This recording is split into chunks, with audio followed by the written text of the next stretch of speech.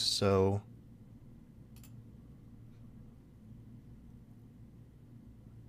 all right. Hey, everybody.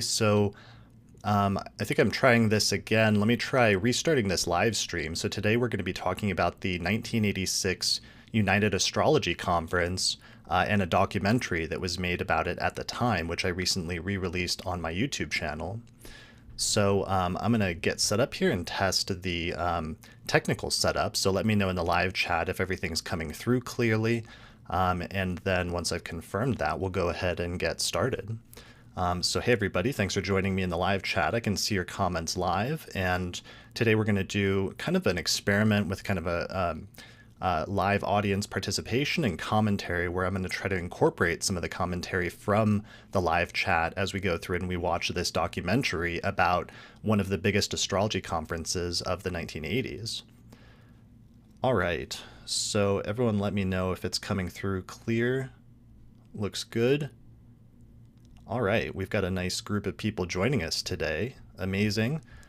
I will try my best to keep up with the live chat. Let me see if I can show that really quickly. All right, so everyone let me know if it's coming through clear. Just a pause. Looks good.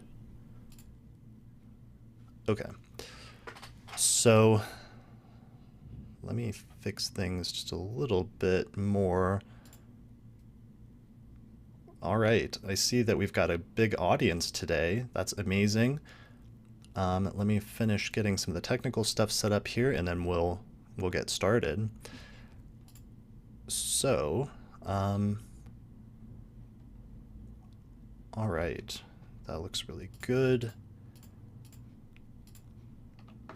Okay, so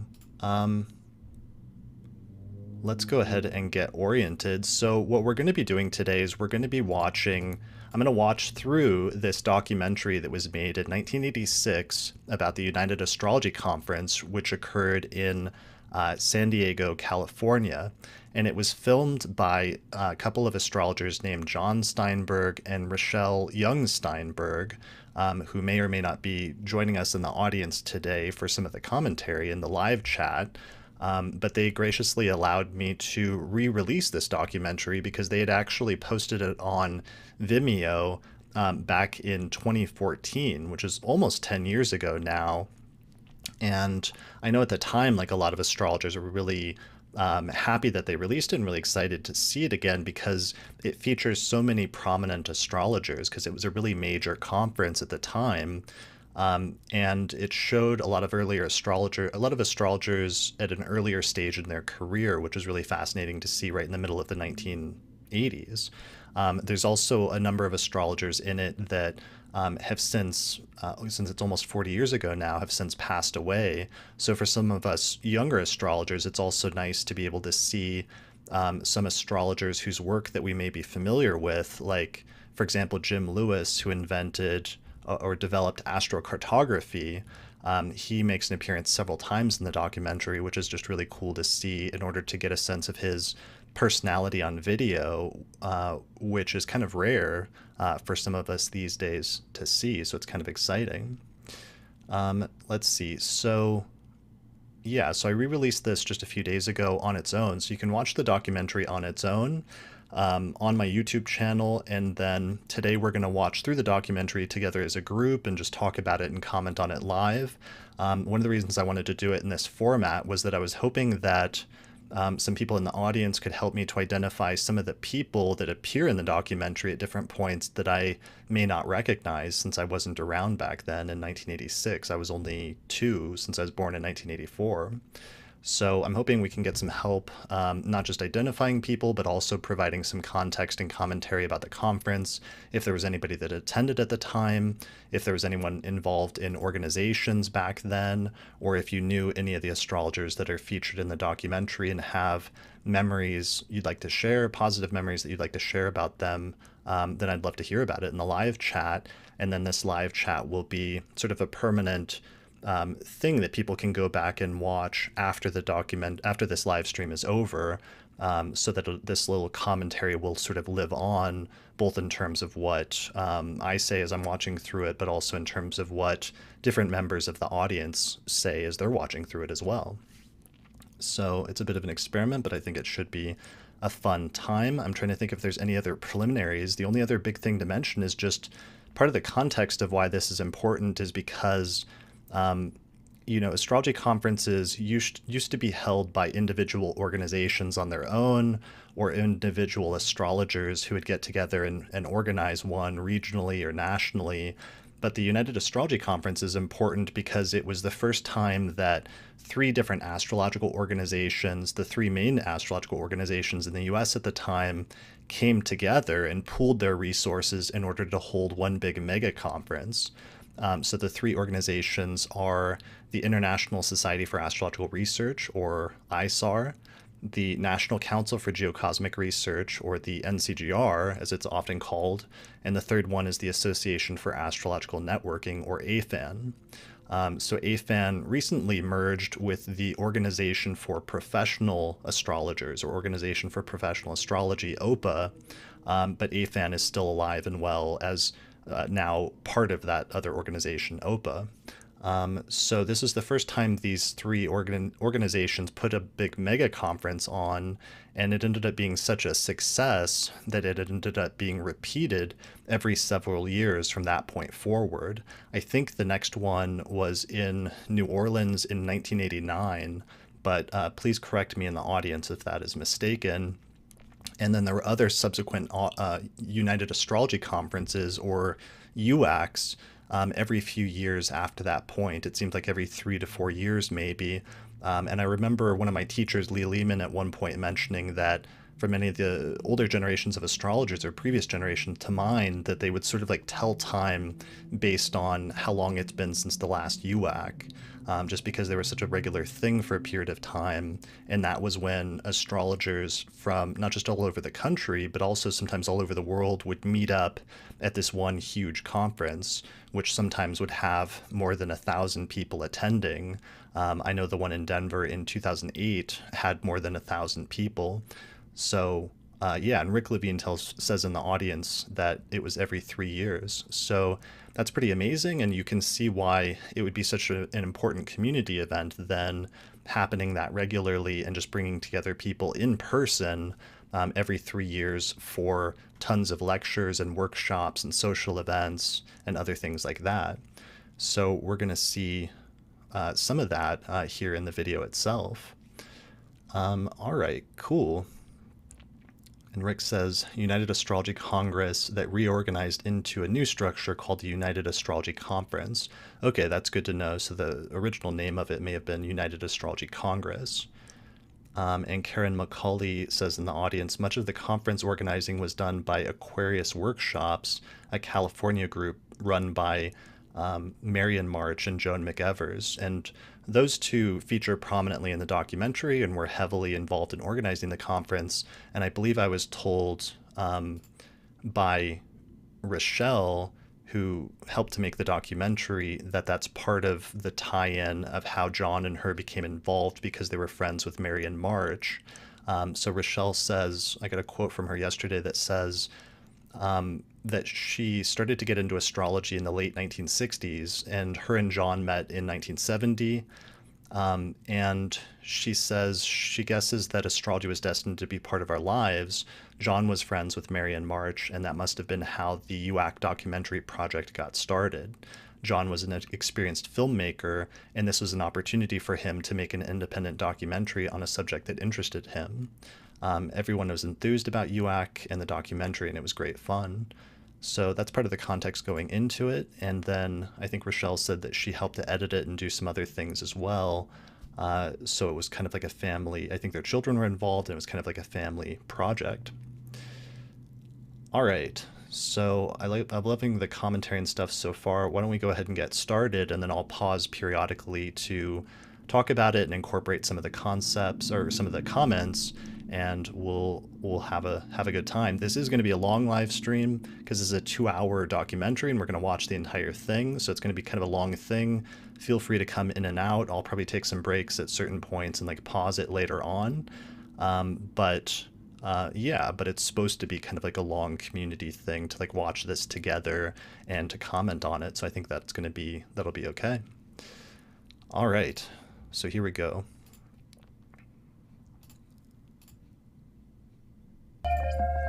The United Astrology Congress was a unique astrological event. A combination of three organizations, AFAN, ESAR, and NCGR, produced UAC 86. And this is the official documentary.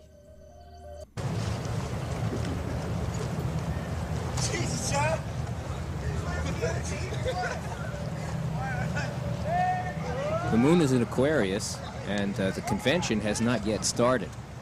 But we got here the day before in order to test some equipment and get some shots of the preliminary steering committee meeting tonight.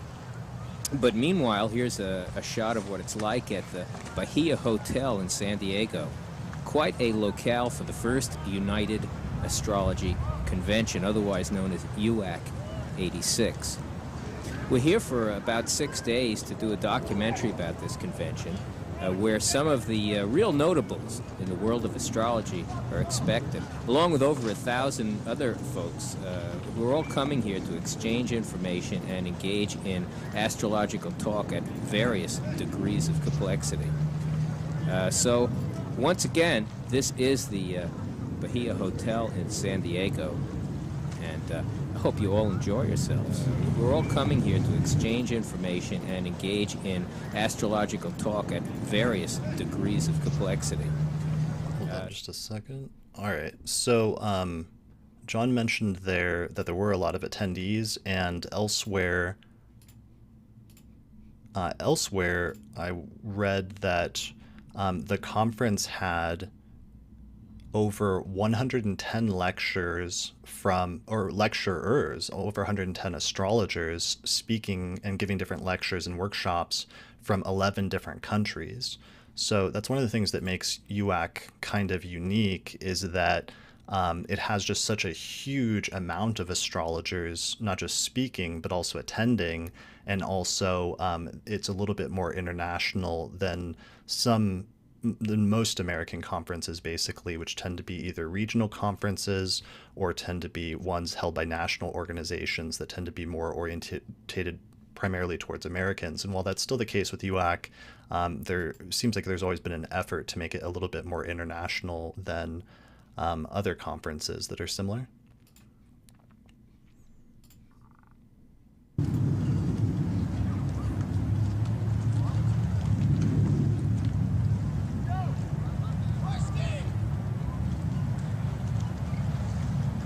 We have some good news and some bad news. Number one, I wrote you an agenda so that you can all make notes, because I am not going to type minutes to this. This is... Oh, come on, Mary. Come on.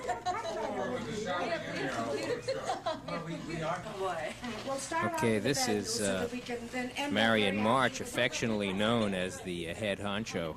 Will there be time to get to it? Yes, there will. We've got until July 1st. Hopefully we'll be finished before then. Okay. I don't think the opening program should go past 10 or 10:30 at the very latest. It's the first night, and you think? Why is it starting at 9? I'm just very curious why it starts at 9. I don't know why, Angel. I don't know why either. I thought it was starting at 8.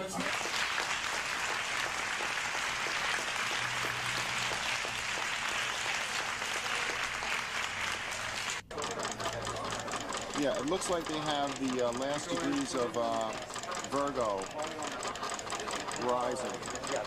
But it's going to draw 2 grids now, 2 360-degree grids. This is the boring part. Especially, you know, this part will probably get edited out. Of any tape. If it wasn't for this computer, how long would it take for this kind of thing to be? It would take the time it takes somebody to draw it up. And that could be, it could be like that fellow who's down there, who has the beautiful chart, mandalas, and they spend a lot of time making real fancy output. Or it could be like my old teacher, Hans Nigemann, who used to use a magic marker on the back of a napkin, and that would be about it, you know? He'd sit there and scroll this thing out. So it's anybody's guess.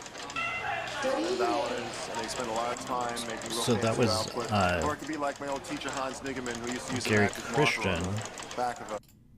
So that was Gary Christian in what must have been like an early, I'm guessing, astrolabe booth for the program Solar Fire. which is still one of the main astrology software programs around for Windows today.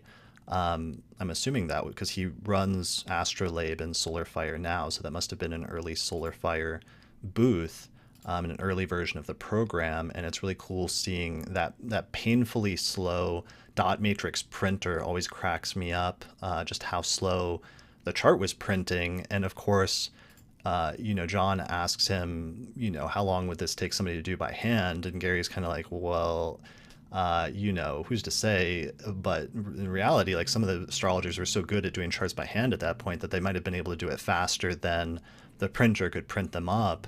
But it's still an early, interesting thing to see, because it's an early phase of the technology, and it shows you how technology early on, it's always like not that good, but you can still see where it's headed in the early stages and what it is now eventually today, where you can print up a chart in a second or pull it up on the internet or even on your phone or what have you.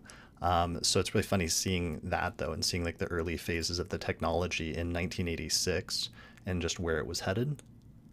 Not SolarFire. Rick Levine says it was Nova, which was a different software that I'm not familiar with. Okay, that's good to know. SolarFire was not existing then. Okay. I know Matrix. I did an episode on Matrix software being one of the first, or the first software for personal computers that Michael Earlywine put together over a decade before that.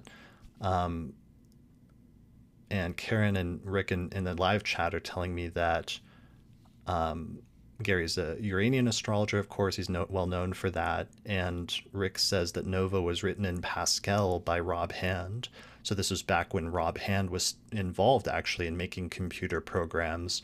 And that was one of the things that he did and became known for, in addition to his books and his lectures and everything else.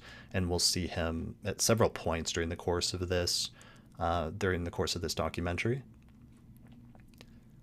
All right. My name is Marion March, and I'm the coordinator of United Astrology Conference. Welcome to all of you. First of all, it's in the program at 9, and I think in some ways it's useful. If you're running a short program of approximately an hour, then 9 o'clock is a very appropriate time, particularly the opening night for a conference. It's only an hour and a half, Jeff. You sit down and figure it all out. It's still over at 10:30, Noel. People have not been here for 2 days. And people are going to be arriving late. They want to have a dinner. Give them some space. Give them an hour. It was also there's a concern with the television, trying to get some night coverage on this thing and some premium plays and all that. Well, it was scheduled for 9 from the beginning, and the music was written for 9 o'clock, Angel. So that was Jeff Jar, who passed away several years ago. And it's really wild to see him at this earlier stage in his career, because one of the things when I saw this in 2014 is I didn't realize how involved in the astrological organizations that he was back then. But he's obviously like playing a major role and is part of the committee that's actually organizing this thing and is making decisions like in the process. And we can hear Noel Till's voice in the background, who him and Jeff are like going back and forth about some sort of scheduling thing. But it's interesting that the documentary gets into some of those like behind the scenes things about like the organizing efforts that were happening at that time. And I know that for a number of years, Rick Levine and Jeff Jar did different forecasts and did a book together. There's a famous like cardboard cutout of Rick and Jeff in like a Barnes and Noble that they had that I always wish I got a hold of one of those, but I never did. But maybe someday, if anyone comes across one of those, let me know. Rick says in the live chat that Jeff was a founder of AFAN. Okay, so that's like actually pretty major, and that's one of the reasons why he's so prominent then in this documentary, because he was much more involved in the organizations and involved in one of the big 3 organizations that actually put this entire conference on. So we'll see Jeff come back at a bunch of different points during the course of this documentary.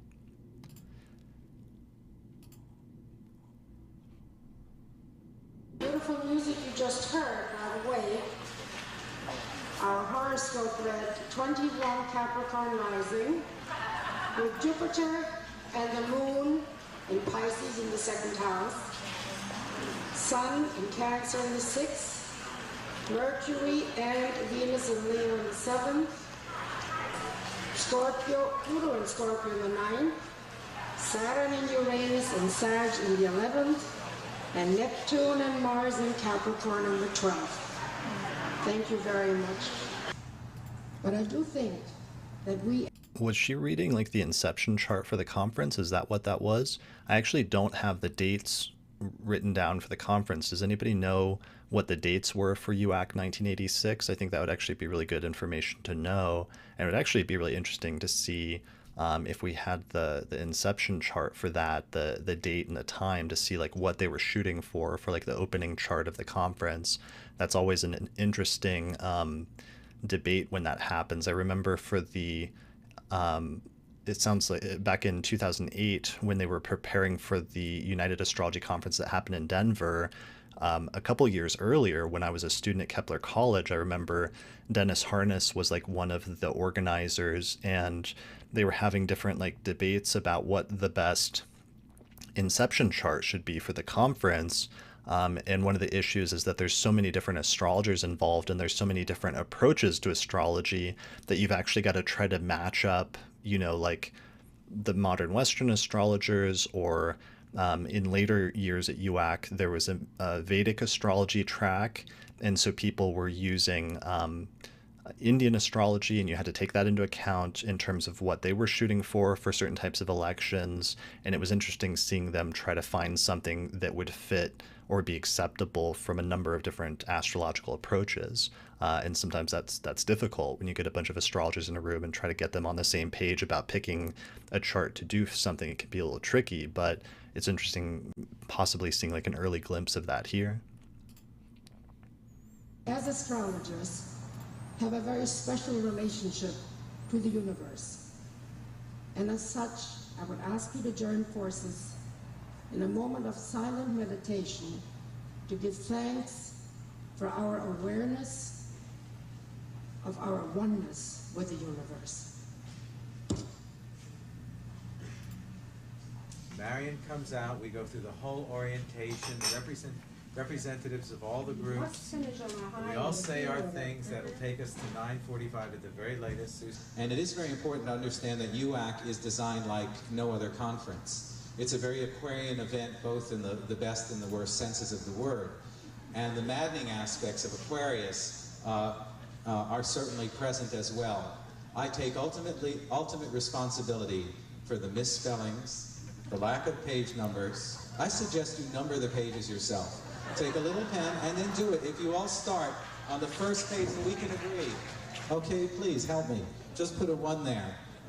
And I didn't like the black and white cover, so I took mine and I put a little colored sticker on it. And you could do that too, and it's a lot cheaper. Susan will speak for 20 minutes, 25 minutes, and then we have a 5-minute closing, and we're closed at 10:15. And that's actually probably an important point about AFAN, is that AFAN, more than any of the other astrological organizations, was originally structured in a way that was very democratic, and that everything needed to be like voted on, and there were a lot of rules in place in order to keep things kind of even. But sometimes, you know, that would create different tensions in terms of trying to do certain things or move forward as a group and trying to get everybody on the same page. So it's interesting, you know, that's a major component here in terms of AFAN being one of the major powers behind like getting UAC together and making sure it would happen each year.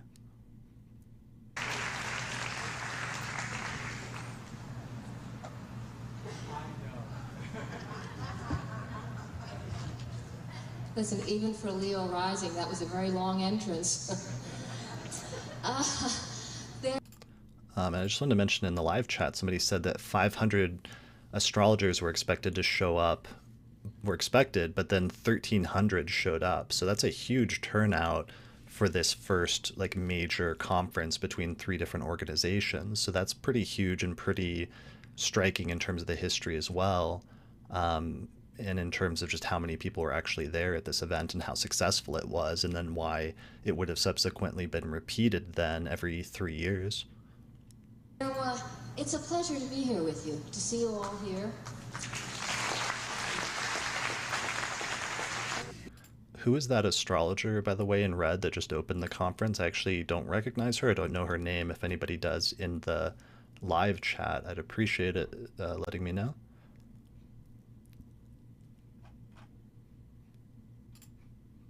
Now, let me quickly tell you about Susan Strasberg. We are very thankful to Billy, who knows of a service where they can get to agents on a computer, which is something totally new. And thank God, on a computer, it's a new service. You want to, well, isn't that important? Anyhow, Billy got a few of them, and I picked Susan because it so happens that Susan has referred clients to me for years, but I've never met her. So I said, please have her call me, and she did, and she said, your name is so familiar. And I said, well, yes, you've been referring clients to me for about 3 years. That 80% of all Americans are aware of their birth sign and know about astrology.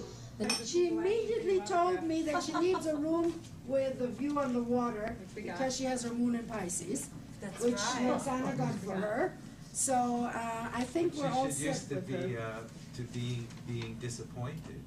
And we wouldn't have to give her service. I've been rehearsing for this. A closing experience for the whole group, something short and sweet to get to know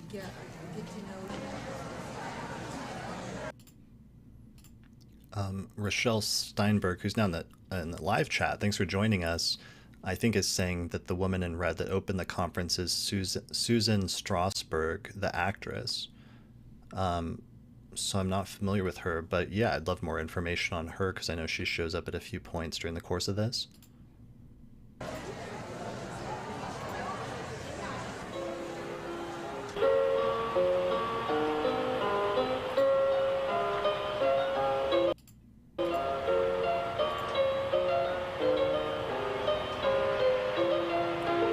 And so it became the end of the first day, and the great dignitaries have not been met yet, but the planet Venus overlooked all and saw that all was well here at the Bahia Hotel in San Diego, California.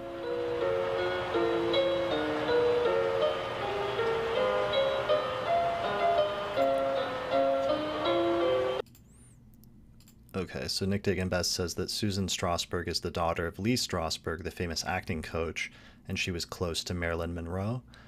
Whereas earlier, Rick Levine and Ree Calypso said that Angel Thompson made an appearance earlier, just after that.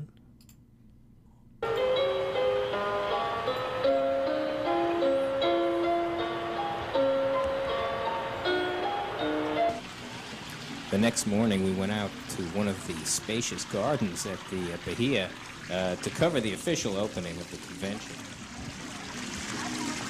Now, one question, what about the 12 noon opening tomorrow?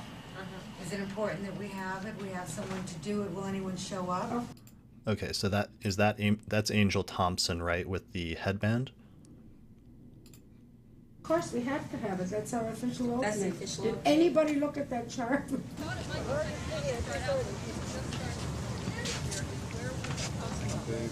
like to kind of get a sense. How many people are local? Could you raise your hand? How many people from the Pacific Northwest? Midwest? How about the South? East Coast?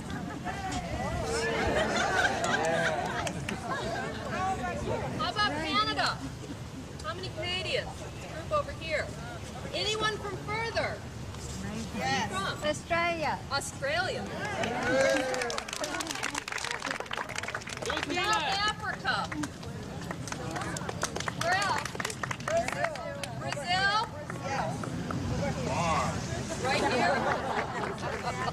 To officially open the conference and to try to have it being kind of a unifying, welcoming kind of an experience for all of us to start focusing our energy. Now, it didn't get put in the program, but I feel it's a really important, vital part for all of us to start doing that together. So I think maybe just networking mouth to mouth is the best way to do it. So at least we have a core group of 50 to 100 people that will participate in that spiritual, if we call it that, ceremony.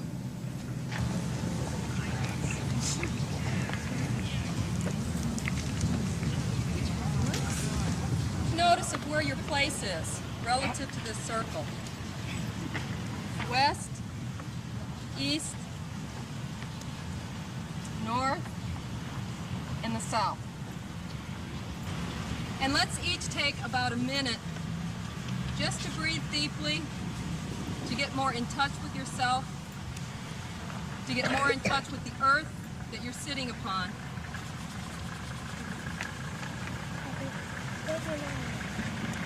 And let's just all take a private minute and breathe just as deeply and as fully as you can, getting yourself centered.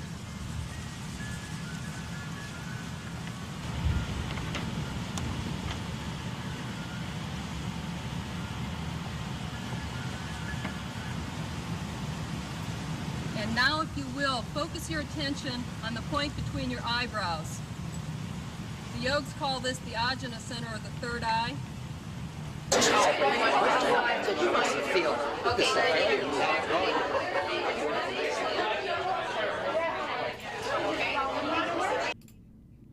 So I think Rick Levine's saying in the comments that the woman that was opening, like the opening meditation, was Barbara Shermer, and she was a prominent astrologer at the time. Rick points out that Barbara was the author of the book Astrology Alive, which was about experiential astrology.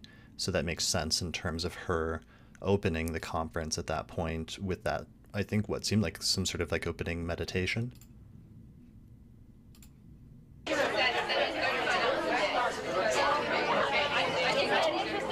that interesting? Yeah, maybe so. On behalf of all of us here, we declare the first United Astrology Congress open. Thank you.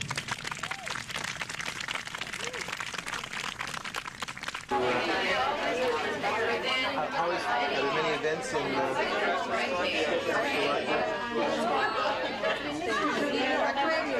all over the world, but we need to share or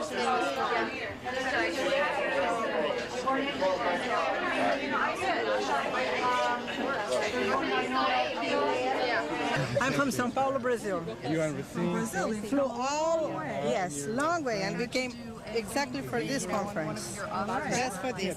And the opening was wonderful. Oh, okay. Yes, it's based exactly on the kind of work we do there. We have an Aquarian school there, and we work with the elements and with image. So it was just perfect. I'm very grateful for that. Good. Thank you. Isha Lerner. This is Katya and Gabrielle. Welcome. I'm from Durwood, Maryland. It's near Rockville, outside of Washington, D.C. Miami, Florida. Miami. New York. Sacramento. I'm from Passaic, New Jersey. And I'm from Montclair, New Jersey. New York City. From Victoria, Canada. The island of Kauai and the state of Hawaii. Long Beach. Yes, Long Beach. California? Yes. I'm from Ty Valley, Oklahoma. My name's Kathleen Sweeten. How about you? Cincinnati, Ohio. My name's Dave Walters. I'm Tony Bray from Chicago, Illinois. From Michigan. Oh, we're in Michigan. From Jackson, Michigan. In the live chat, Nick Diggin-Best says he thinks he spotted John Anthony West. And Rick says he doesn't know if he was there, but it makes sense that he could have been. So that's actually interesting in terms of like a prominent, I guess, astrologer, but also like an astrology adjacent writer who was, who may have been there. Let me see what else is going on in the chat. Okay. Somebody asked, do these organizations keep a record of attendees? And Laura Nalbandian in live chat says, I'm not sure if those records were passed along or who would have them.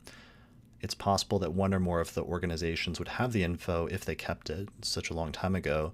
So thanks for joining us, Laura. Laura is actually one of the people who organized, I think, at least 2 of the later United Astrology Conferences, and is now the organizer of the Family Northwest Astrology Conference, which is actually the big astrology conference that's happening next year. So if anybody enjoys this video and you like the look of conferences, but you haven't been to one before, then the closest thing you're going to get to this experience would be going to NORWAC next year, which is happening in Seattle in May of 2024. Sedona, Arizona. Okay, how about you? Boston, Massachusetts. Santa Ana, California.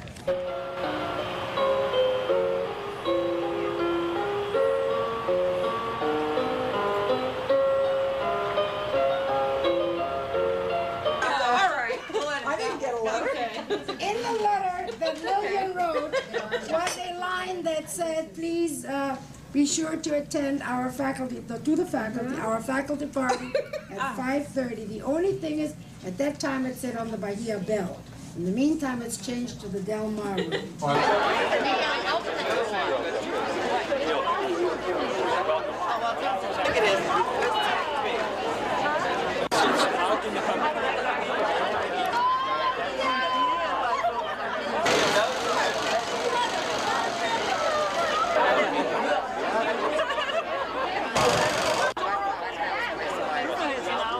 At lunchtime, Rosemary went there with other days like this, we have trouble. Easy. Let me go get some.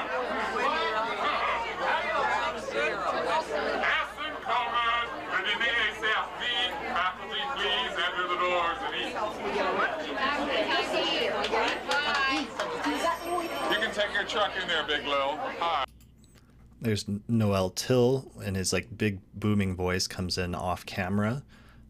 So for those of you that haven't seen him on video, you may have read some of his books, because he's got to be one of the most prolific astrology writers of like the late 20th century and early 21st century, with a bunch of the books that he wrote. But I don't know if people have seen, he passed away several years ago, and so I don't know if people have seen, especially younger astrologers, have seen him on video as much. And he shows up at a few specific key points in this, and seems to have been involved in the organization to some extent.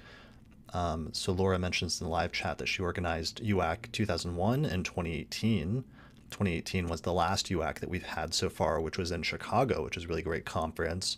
I think they're in talks about whether there's going to be another United Astrology Conference here in the future, but I'm not sure where that's at. If anybody in the live chat knows, let me know. And Vanessa in the live chat points out, imagine getting the word out about this conference in 1986, because it was probably in ads in certain newspapers and magazines for exposure without any internet. So that's a really good point, that, you know, if they were shooting for 500 people and 1,300 showed up, that was entirely through not just word of mouth. I mean, word of mouth to some extent, but also through newsletters and through the different publications of the astrological organizations involved, different local astrology groups and things like that. So it's interesting thinking about getting the word out about something like this, and having that many people show up is pretty striking in 1986. I love it. One voice like that in town.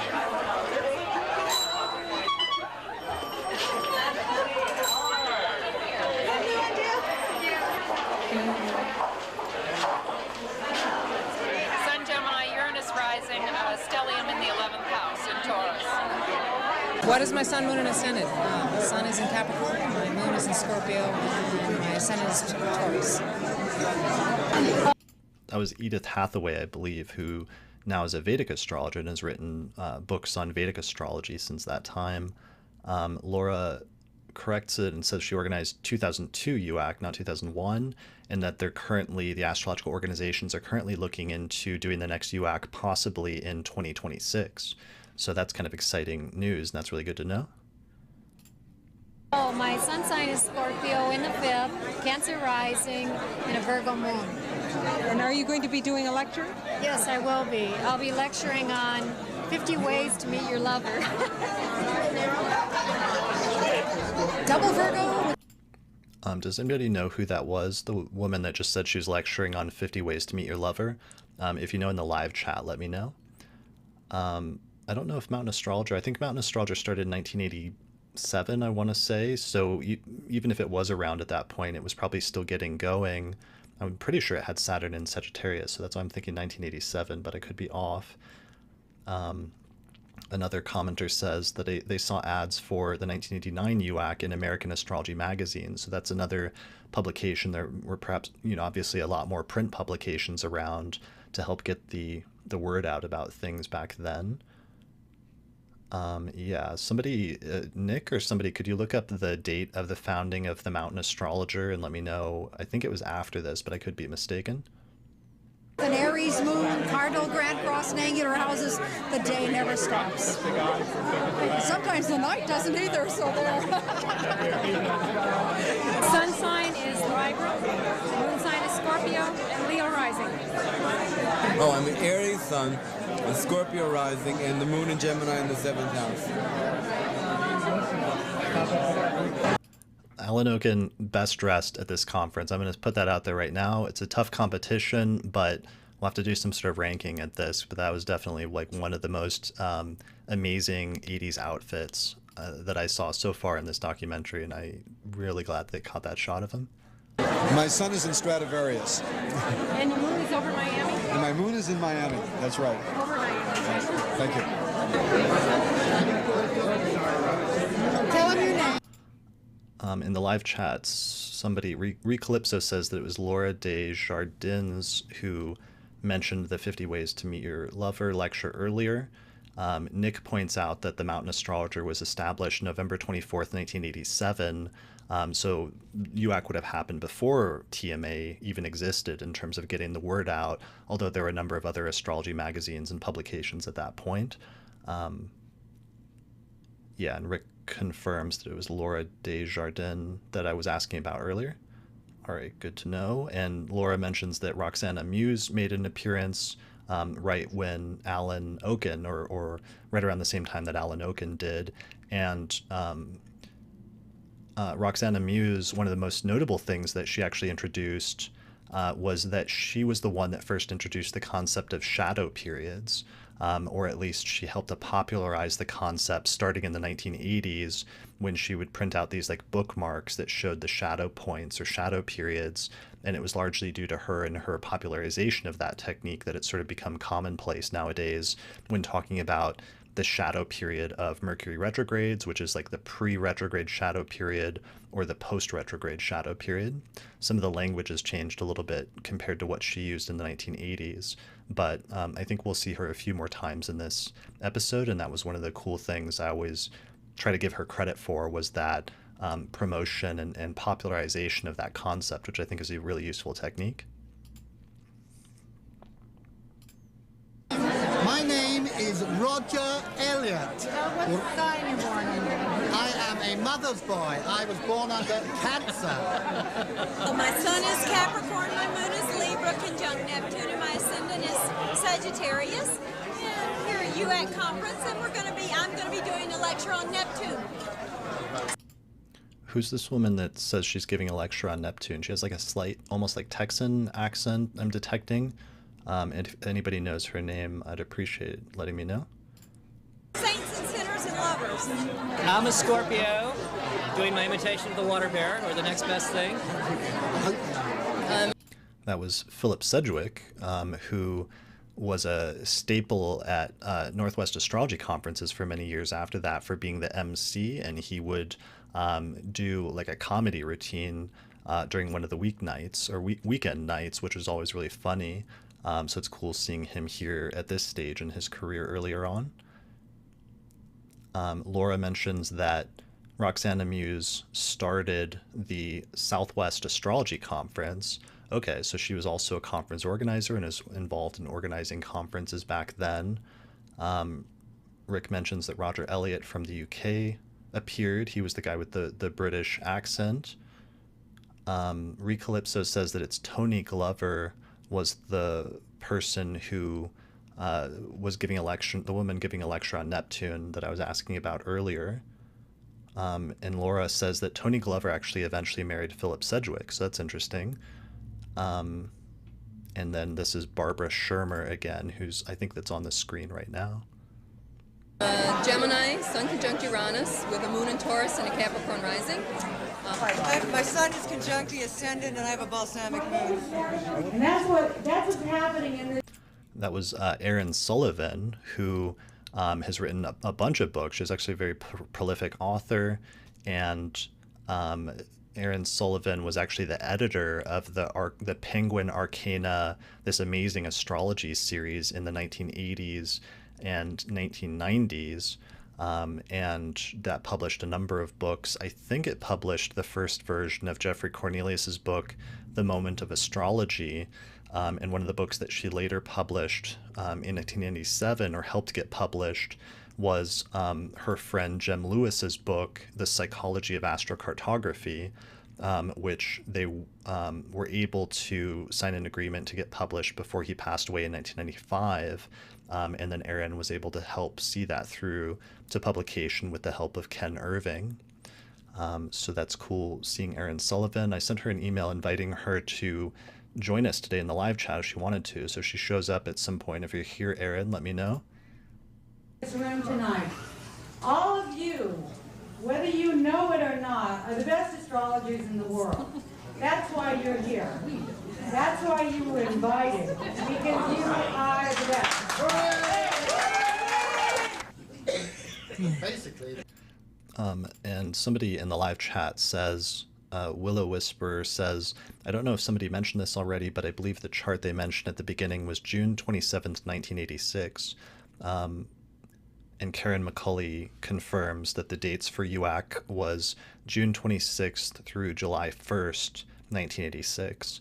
So that's really cool. If anybody wants to go back and tell me the time, I can go in and enter it into SolarFire later, and we can look at the chart for like the opening or the inception of the conference. If somebody can like open up the other video and go back and find the time, that would be awesome. I don't know if you can do it, Nick, or if there's somebody else that can. Zodiac is the aura of this world. It's not quite the real aura. It's an idealization based on the 12-fold principle of the aura of this world. Could you tell me your name? Edith Wangemann. I think I have it on the tape. Okay, well, I want to hear it. Oh, yes, you have it here. Well, Edith Wangemann, coming from Germany. And what is your specialty?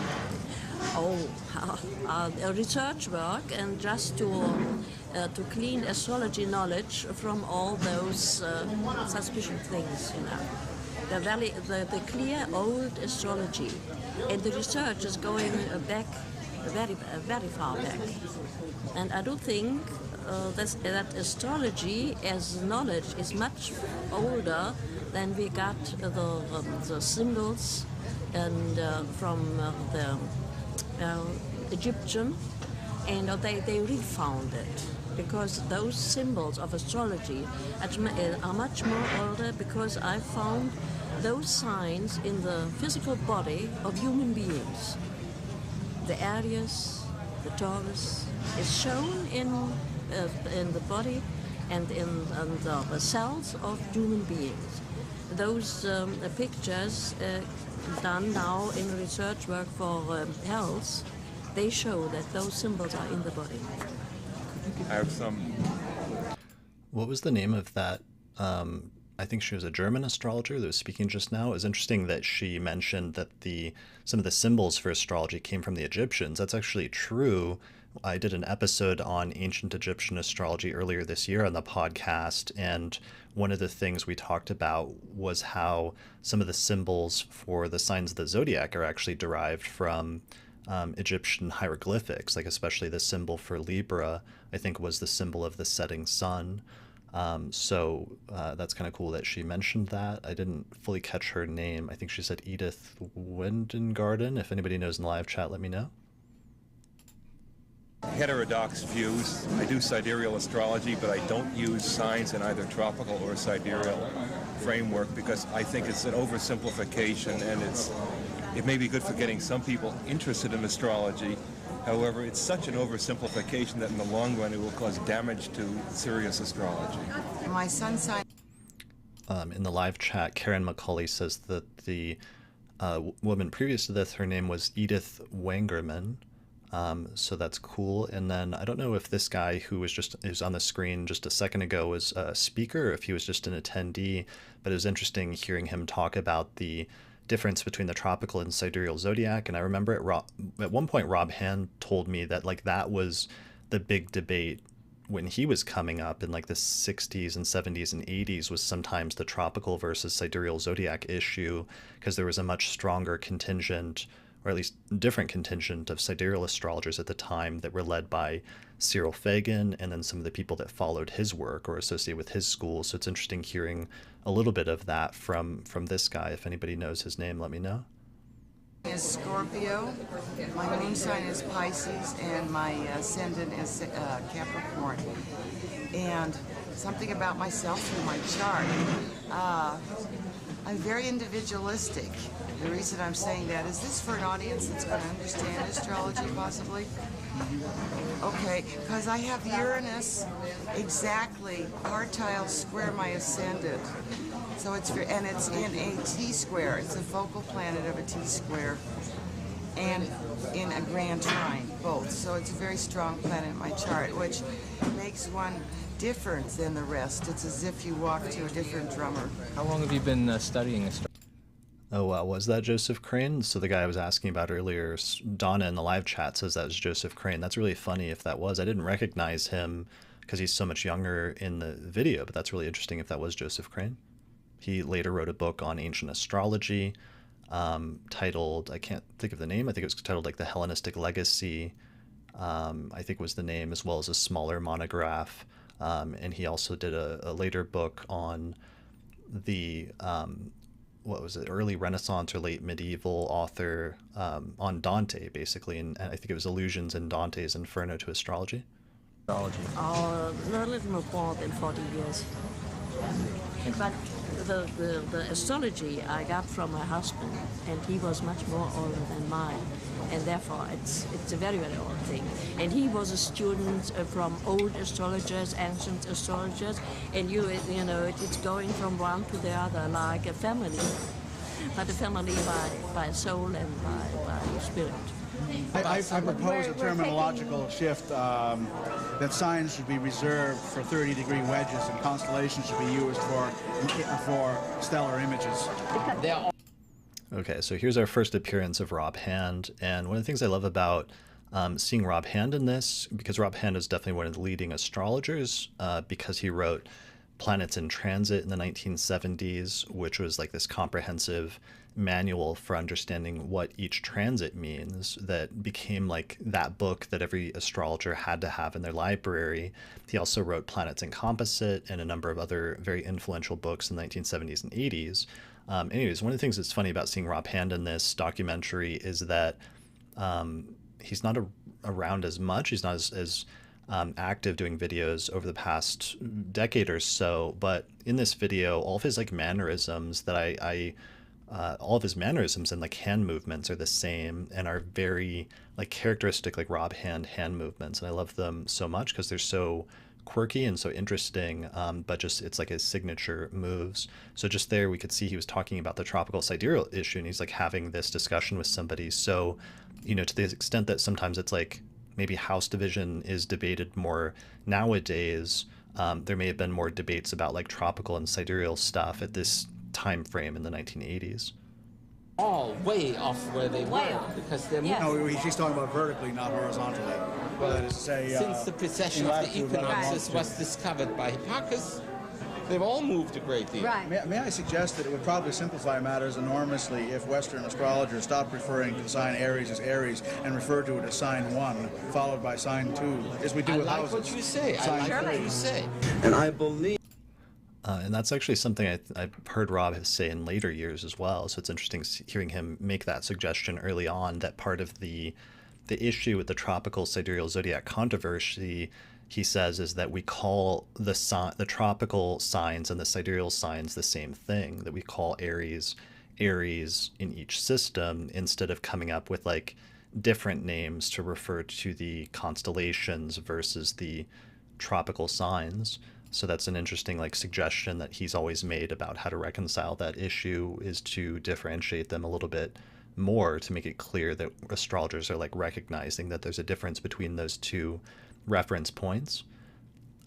So yeah, Laura says, check out the pocket pen protector. I love that. Love the Rob Hand pocket protector. We got to bring that back in style, I feel like.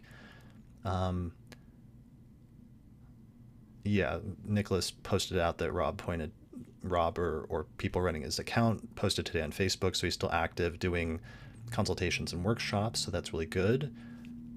All right, let's keep going. That, and now this is purely personal opinion of Alan Oken's, okay?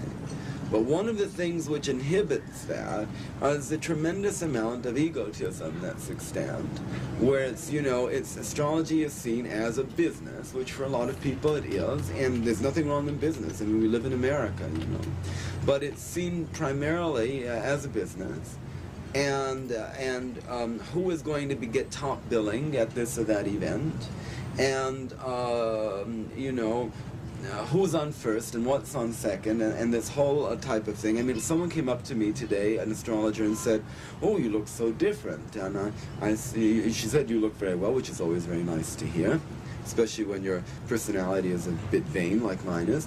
And you look very well. And I said, "Thank you. Why do you look so well?" She said, "Well," I said, I'm growing." She said, "Oh, you mean growing in stature?" See, now, I didn't mean growing in stature at all.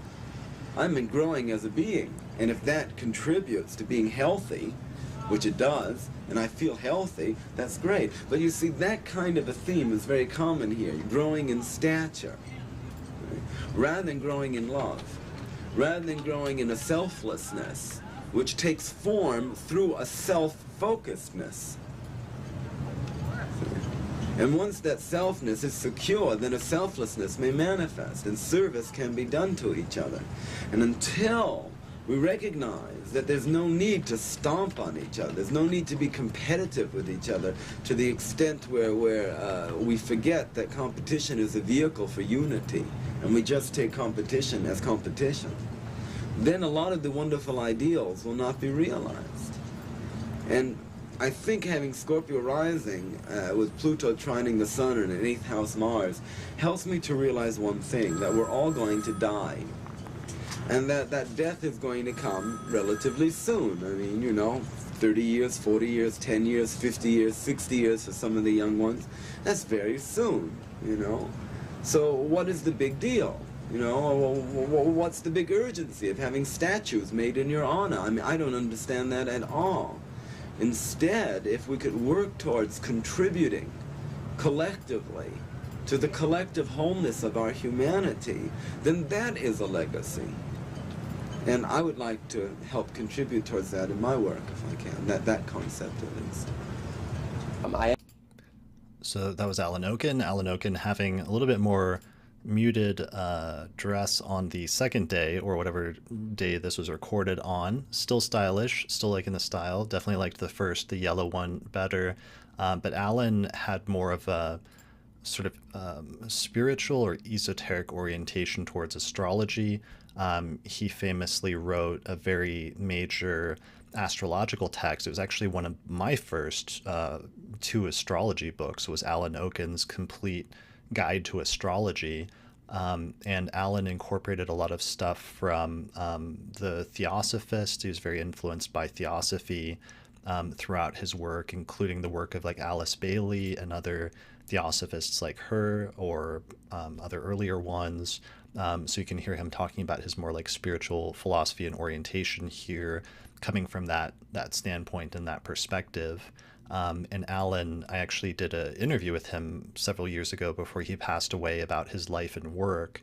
So you can actually hear more about that if you go back and just search for that episode of the Astrology Podcast. And I'm really glad I was able to do that before he passed away, just to get his story sort of written down on paper.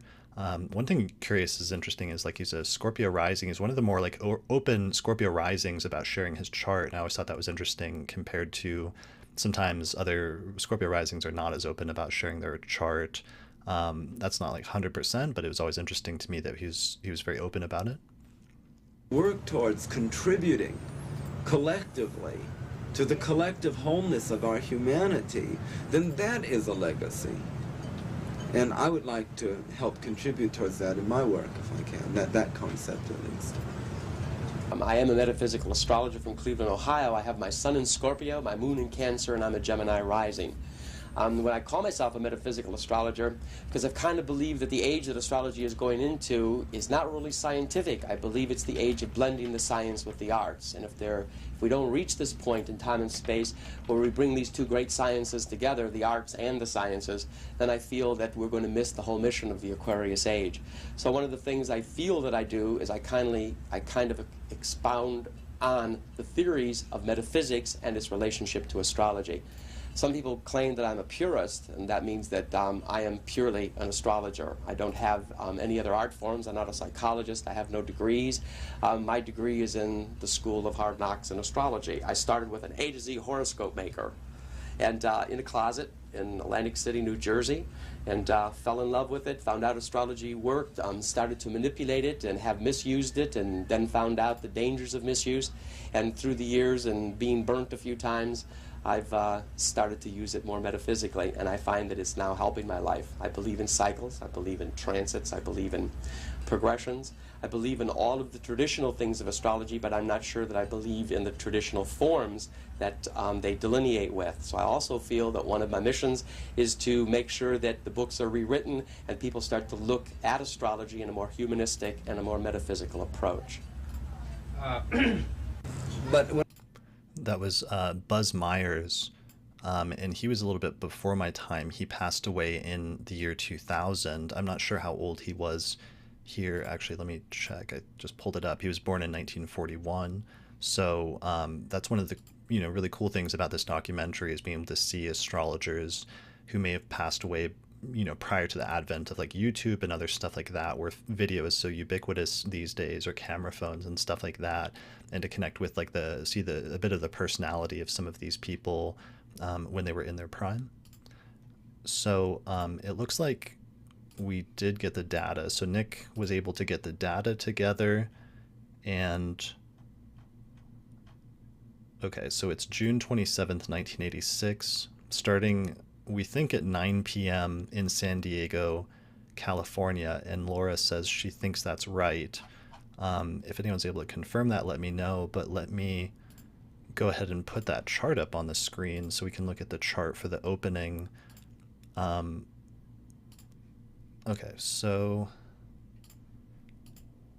here is the chart. 1 second. Okay, there we go.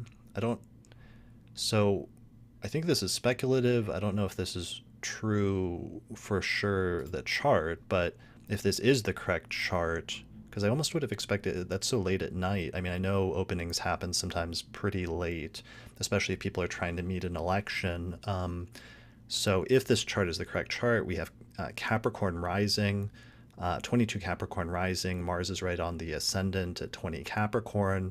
We see there's a moon Jupiter conjunction in Pisces, so I'm sure that was something that the astrologers were shooting for, or were trying to get included in the chart.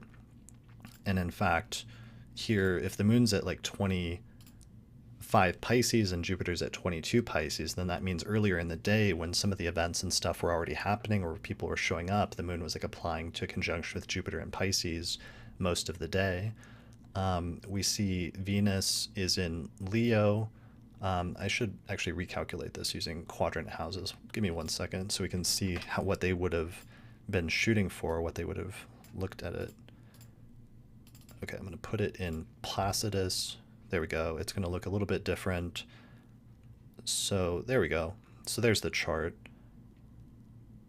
So that's actually kind of interesting. So if we're looking at it from their perspective, they may have tried to put Jupiter in the second house to make sure that it was like a financial success, since I'm sure, these conferences are always like a huge expense, and there's always this risk that like if nobody shows up, or if not enough people show up, that it could be a huge financial like disaster, and the organizers could lose a lot of money.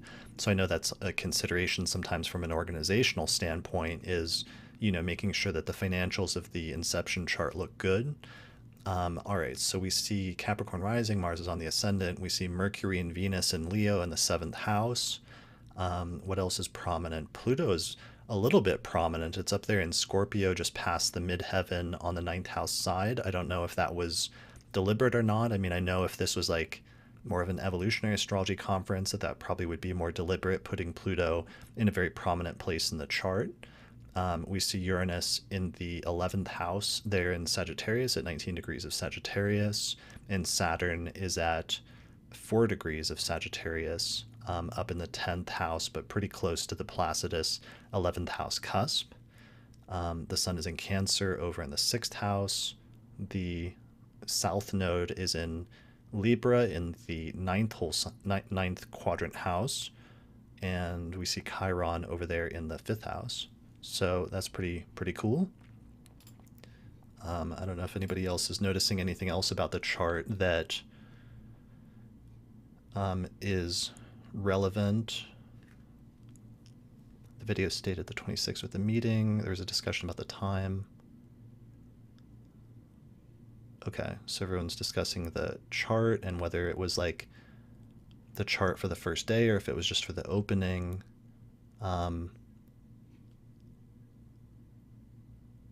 Somebody's trying to clarify whether it actually started at this time or not. All right, so we'll keep discussing that, but for now, this is our working like tentative chart for this conference. That's pretty close, at least in terms of some of the configurations that were going on around the beginning. The traditional forms that they delineate with. So I also feel that one of my missions is to make sure that the books are rewritten and people start to look at astrology in a more humanistic and a more metaphysical approach. But when I said I see myself as a unifying energy, I meant that very literally, as an energy, not as a persona, but as a persona that conveys an energy, so that my focus of consciousness is in the essential energy. And if I feel like dressing that energy in this costume, I do, and that's okay. But I don't identify with that other than just being a particular taste of a particular mood, but that my real purpose is as an energy, as an essential flame, if you will, you know, who I hope is serving humanity in some way to bring about a greater focus of love. Astrology is to be used as something to get you in tune with the cosmos, something that's supposed to take you through an evolution. And when you start manipulating it and holding it back, you stop that natural evolution, and then that energy builds and it actually comes back at you. And then you spend your life fighting off all these energy patterns, and then you're resisting the flow of energy. You're not working with the flow of energy. There is no enemy, there is no good person, there is no bad person, so there is nobody you should ever have to manipulate. We're all doing the work in perfection. I use secondary progressions as a technique of the inner unfoldment. It's a very to reveal the inner unfoldment. It's very, very traditional. I'm a very traditional astrologer. To me, when I see the position of the progressed moon, and let's say it's an aspect to Jupiter, I know that that is for those 2 or 3 months of duration, and that the Jupiter function is going to be formed in a person's external life, so that wherever abundance is, or excess is, or the urge to expand the philosophical framework of awareness is, wherever that happens in that person's life, which is a house position, then it's going to take form through the lunar progression, and that's going to be highlighted. And that, to me, is fundamental to understanding the unfoldment of the nature through astrological lenses, if you will. A good astrologer should have a tremendous understanding of the tarot. Not necessarily should they read the tarot, but they should be able to look at the tarot and have the same feeling for the tarot that they have for the planetary structure. They should be able to do that with the I Ching. They should be able to do that with any form of divination. A good astrologer is only using that horoscope to tune in and become psychic till. And I don't care what anybody says. And that's what creates the greatest fight in our field, is that there are these tremendous groups of people that do not want to believe that there is this tremendous psychic energy that takes place when you study astrology. When I look at an astrological chart, when I am done reading, I could not tell you how I got it after I got it. I could tell you at the second because my mind is going through this trance-like thing, going from planet to aspect, but it is just my tool to get me in touch with the art form, which is synthesizing. And all forms of metaphysics do that. I was very glad at UAC because they have really included in it tracks that are outside of astrology. And you know, in a major convention, national, this is the first time that's ever happened. And when you stop to think that there were astrologers in a convention this size attending workshops on healing, attending workshops on positive thinking, that they're going to take that back, and when they're applying that to their clients, they're going to start applying some of the techniques of the metaphysics, which is what we need, because we are an extremely negative science. We are totally into looking for the fault in the person and not looking for the whole and the totality. You know, metaphysically, there is no bad aspect. There can't be. It's imperfection. It's like taking a car. It doesn't run if that aspect isn't there. And we're not seeking the difficulty, we're seeking how the mechanism runs. And that's what metaphysics will teach astrologers, and that's what's missing in astrology. So I'm just looking up the biography of Buzz Myers, of the guy speaking right now, and it says, it's on Astrodatabank. It says American astrologer, lecturer, counselor, and partner in RKM Enterprises, an active tape club who participates in conferences in the Cleveland area and is a member of the AFAN steering committee. So that's one of the reasons why he would have been prominent here, is that he would have been involved in AFAN, which is organizing the conference. I don't know if he was currently on the board at the time or if it was at a different time. The bio goes on saying, primarily self-taught from 1970, he began lecturing in 1977 and became one of the most popular and well-loved international speakers in astrology. He leaned towards a strong emphasis on the metaphysical and mystical and won many awards. RKM, his company, was formed in 1981 and sells 30 or more of his own tapes. So that's cool, just background about Buzz Myers.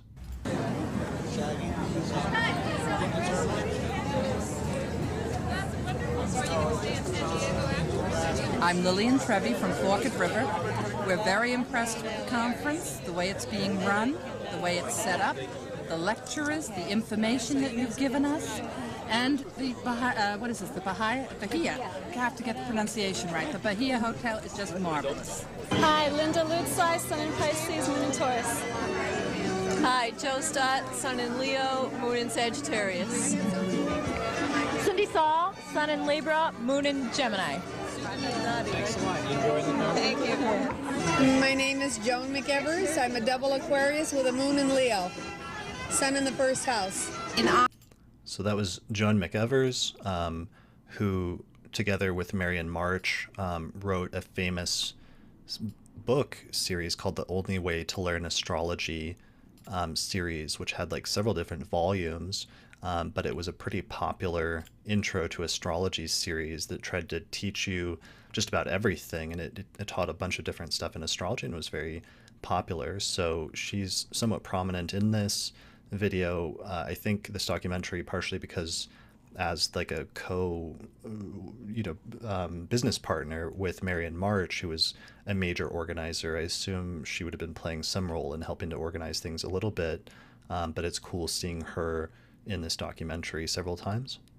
In Leo, Sun in the first house. In honor of UAC 86, I have the Sun in Pisces, Moon in Aries, and Libra rising.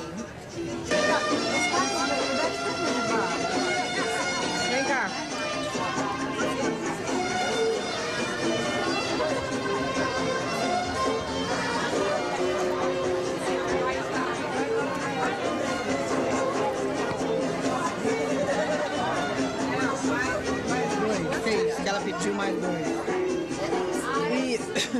E depois, sei lá, de repente a gente escolhe alguém melhor para ficar aqui.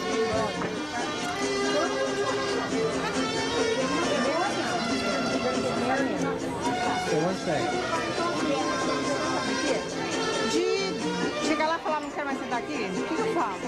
There's only going to be one show, so come at 8 o'clock tomorrow and we'll tell you the answer. So that, one of the things is if there's more than 1,000 people attending this event, there's not a lot of shots where you actually get a full sense of like the scope of it and you see everybody. This is like one of the shots where you start to get a sense of how many people were attending. But I think at some points, like you don't even get a full sense of just how many people attending. There was 1,300 people, which is just a lot of astrologers to have in one place at one time. Is it 8 or 8:30? 8 o'clock. 8 o'clock. Okay. So I know it's at 2 shows, but we are unable to. Rick Levine says in the comments that Marion said that she hated the name, quote, the only way to learn astrology, and that the publisher gave that name to the series of books. So that's really funny, because I was just thinking the other day that it was actually really good marketing to call it that, because that's kind of catchy name that, like, it's like, you know, the only astrology book you'll ever need, which is another, you know, famous like marketing astrology title.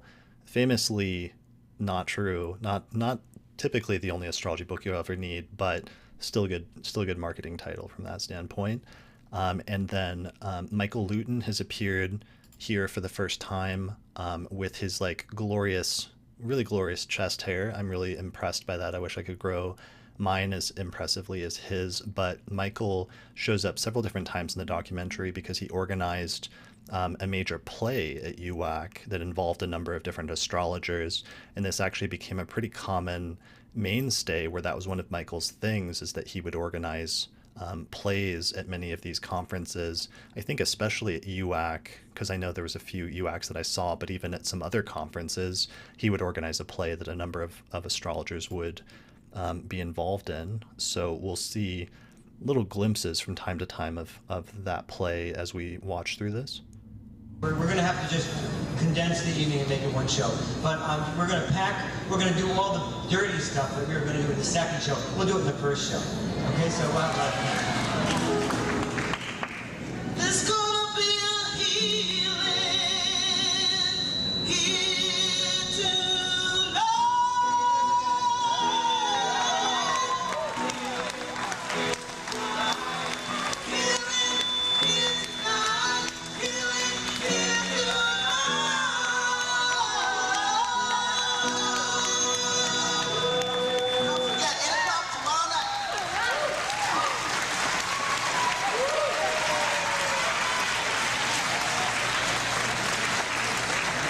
Capricorn Sun, Leo Ascendant, Pisces Moon.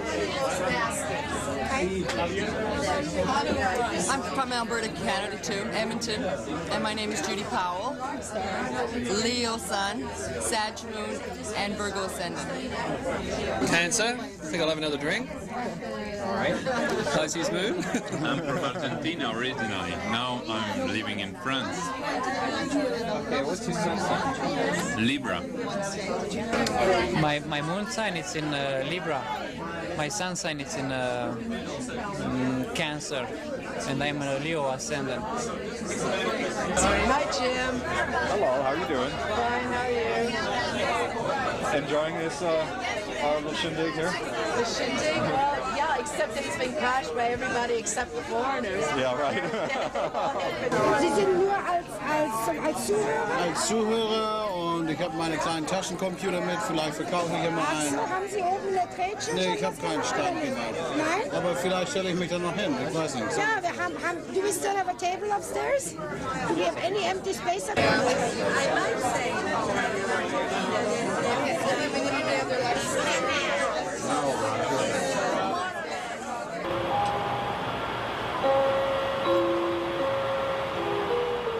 It's now a little after the foreigners' party, which was crashed by just about everyone. And while we recollect the impressions of the day, let's get a little of the Bahia Hotel here on another beautiful starry evening.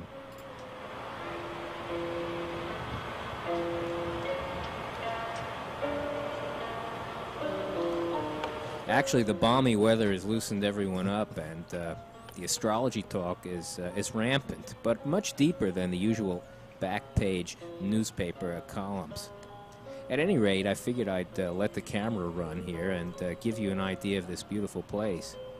Right across the harbor, a lot of people over there having fun, amusement parks, fireworks, and right next door here, someone has some Bach playing on a radio, and all in all, quite a setting for this United Astrology Congress. I'll give you a moment or two here to look at Venus, and then we'll get on with this thing.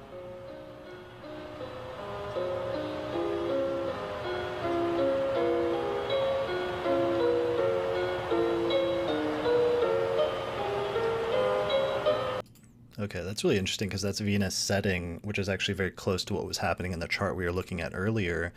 I don't know if this is still at the end of the first day or if we're talking about like the second day at this point, but if you look at our chart, like there's Venus over there as an evening star in Leo shortly after sunset, and that's almost exactly what he's showing or depicting here, is maybe a little bit later with Aquarius rising when Venus is closer to setting.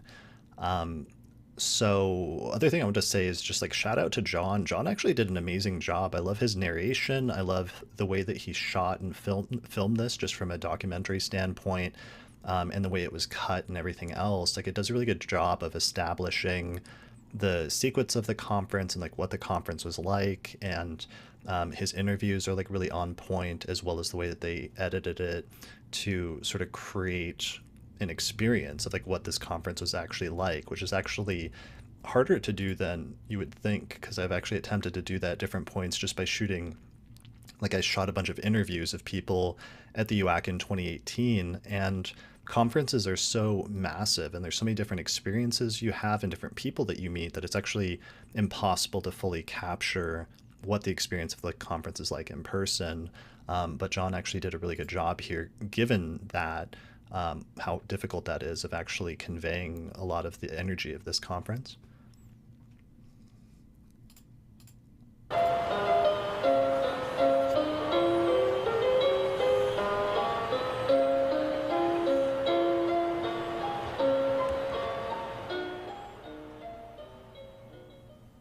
And the other car I suggested to them, by the way, is the Cancer car, which doesn't have an engine because it really just wants to stay home. But enough of that. We can really take that one for a ride, so to speak. Now, Cancer is also an element that must make contact with the Earth, and I find that ultimately all of the elements will derive some contact with the Earth because of the fact that we do live here. But in the Cancerian sort of way, the little crabs, yes, they live in the water, but they very frequently run around in the bottom. And they have contact with the Earth. When I was in the Navy, we used to have this joke that the nearest land was never far away, it was just straight down. You know, that type of feeling. And that's one of the things that needs to be understood about water, is there's an Earth foundation to it as well.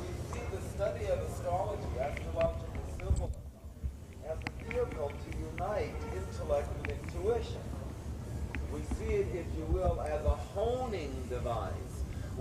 This is actually really interesting that the conference is so massive that some of the lectures are actually outside, like in their own separate tents, just in order to hold the capacity of the sheer number of like lectures that were going at one time, as well as the sheer number of attendees. Especially, I'm sure, for some of the larger speakers like Alan Oken, they probably would have needed to put him outside just in order to get everybody, because capacity is actually an issue you run into sometimes at conferences, where you can only hold so many people in a single conference room, and sometimes it starts overflowing or people can't get in if there's just not enough seats. So it's kind of cool that in some instances they're able to get around that here just by having it outdoors.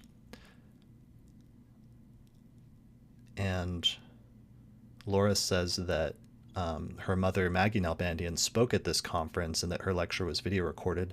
That would be a really cool video to see, actually, if you ever feel like releasing that or posting it, or I don't know if that's available for sale on the NORWAC website, but that would be really cool to see some actual talks from this conference at some point. I know John and Rachelle said that there may be other tapes from this conference, and that's something I'm talking to them about. And if there are, hopefully those will be released at some point so we could see more either interviews or lectures from the conference. Would actually be really cool. All right, here we go. Which allows us to tune into the collective archetypal forces and to be expressive of those in our individual ways. Could we not do that? That's going to distract from my talk, okay? But I'd be happy to see you privately. Thank you. That was really interesting, like Alan having to shut down like a not good question, it sounded like, which is something that happens from time to time. April Elliott in the comments, Big Sky Astrology, says, I talked to the staff at the Baja 4 or 5 years ago when we were contemplating a local conference, and they immediately remembered the United Astrology Conference and were eager to hold another one. So that's crazy that almost like like 30, 40 years later, this is such a massive and positive conference that happened at the hotel that there's still some like memory of it at that hotel. And then Rick mentions the previous speaker was Philip Sedgwick being funny. He's always got the great jokes. Nicholas Poulimanakis points out that Philip still puts out a great newsletter. What else is going on? Okay, here we go. Let's go back to this. We all want to be stars, you know.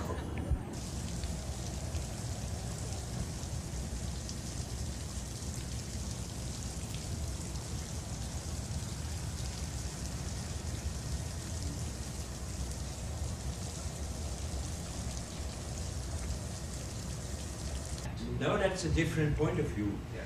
Because this is a question of strength, yes, of intensity, that is a quantitative thing. Aspects bring a qualitative aspect to it, you know.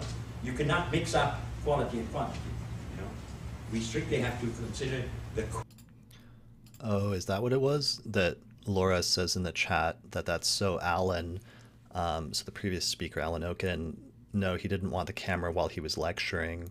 He didn't want it as a distraction. So Alan wasn't actually shutting down a question from the audience. He was actually telling the cameraman to get lost because he didn't want him just like walking into his room on the side of him as he was trying to give a lecture. That's really funny. Okay. And then I believe this astrologer who's speaking right now, I think this is Theodore Landscheid. Is that, if anybody could confirm that for me. Actually, Grace says it might be Huber. Let me know if you know in the chat who this speaker is. Quantity in itself, and then add the looks from a qualitative point of view. There you have the signs where the planets are in, the houses as a qualitative consideration, you have the aspects going to that planet, etc. But that's qualitative, doesn't add or subtract strength.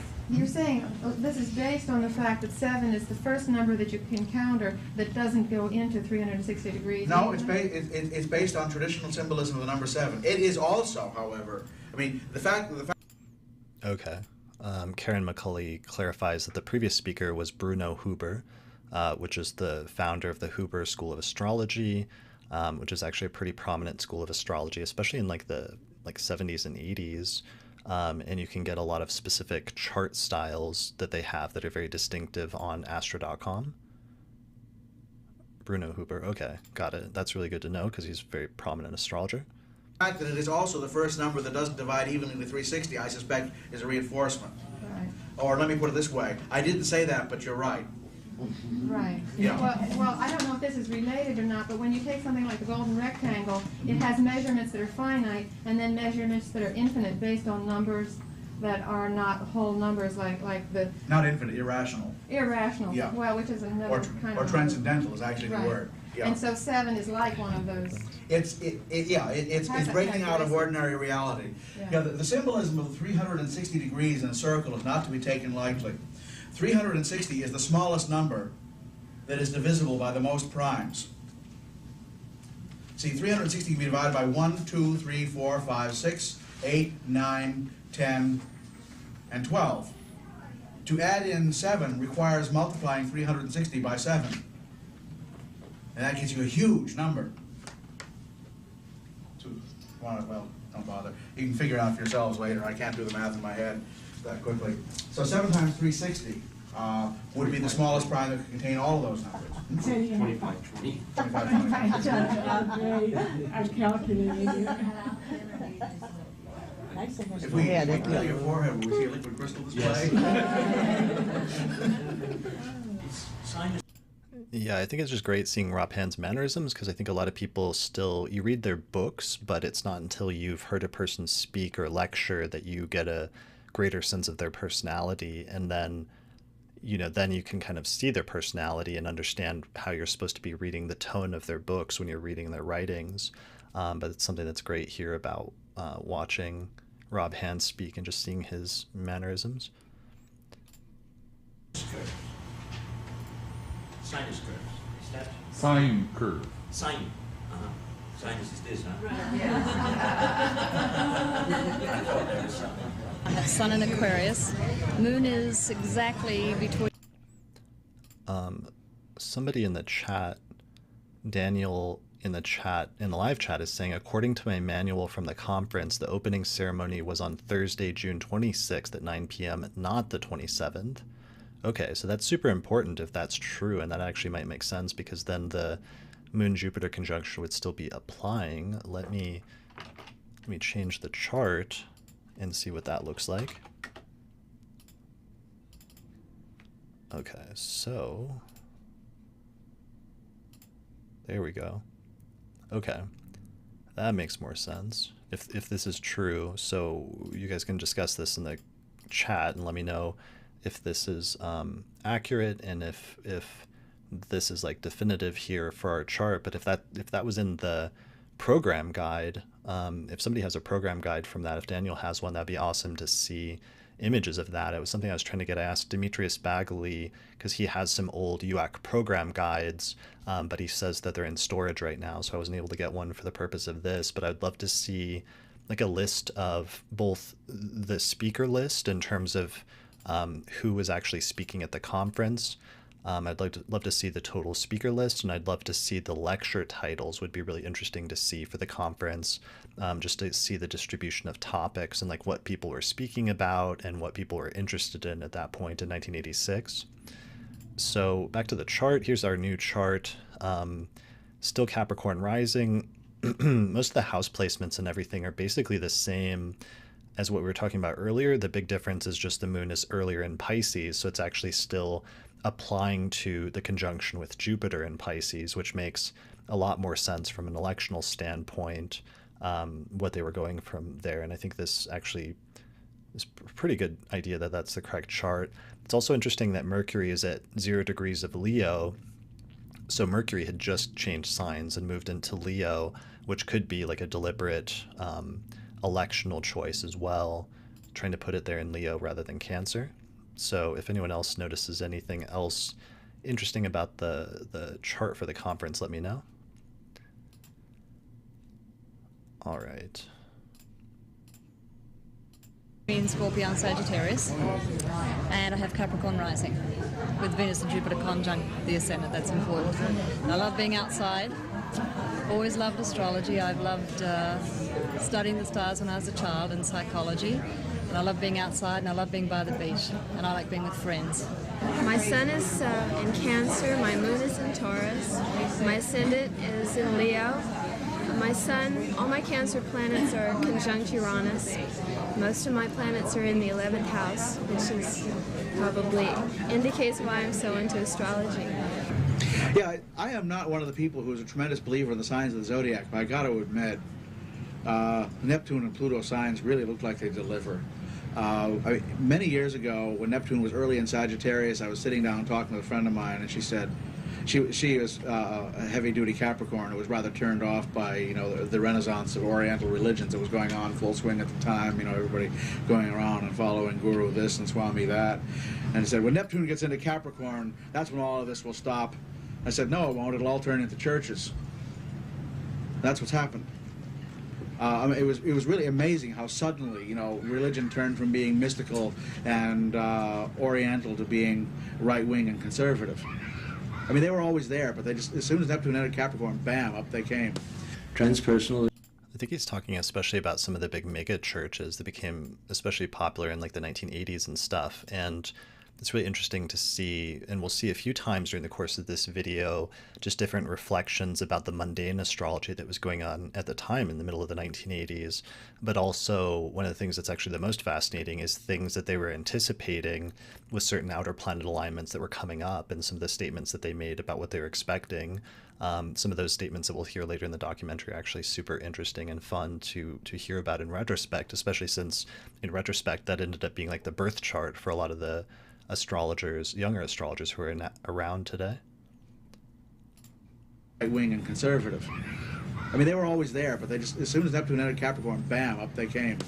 Transpersonal is one could probably say the most modern branch of psychology that is also dealing not only with the normal personality and its problems, but also with the spiritual facets of the human being. transpersonal psychology, especially psychosynthesis, says that there is a central being in each human being that may have different interests, different qualities, motivations towards life than the normal daily personality, which we know from the symptoms, the behaviors we can watch. And this can come into contradiction to each other, the spiritual person and the worldly person, one could say. And the conflicts between these two personalities, one could say, are the object of treatment of transpersonal psychology. What's the role of a composite Venus? Is it important? Composite Venus? The question is, what is the role of a composite Venus? Anytime you're dealing with a composite chart, obviously you have two people who are coming together to form a unit. The two Venuses that come together in the composite chart will show how those two people's need patterns can be united.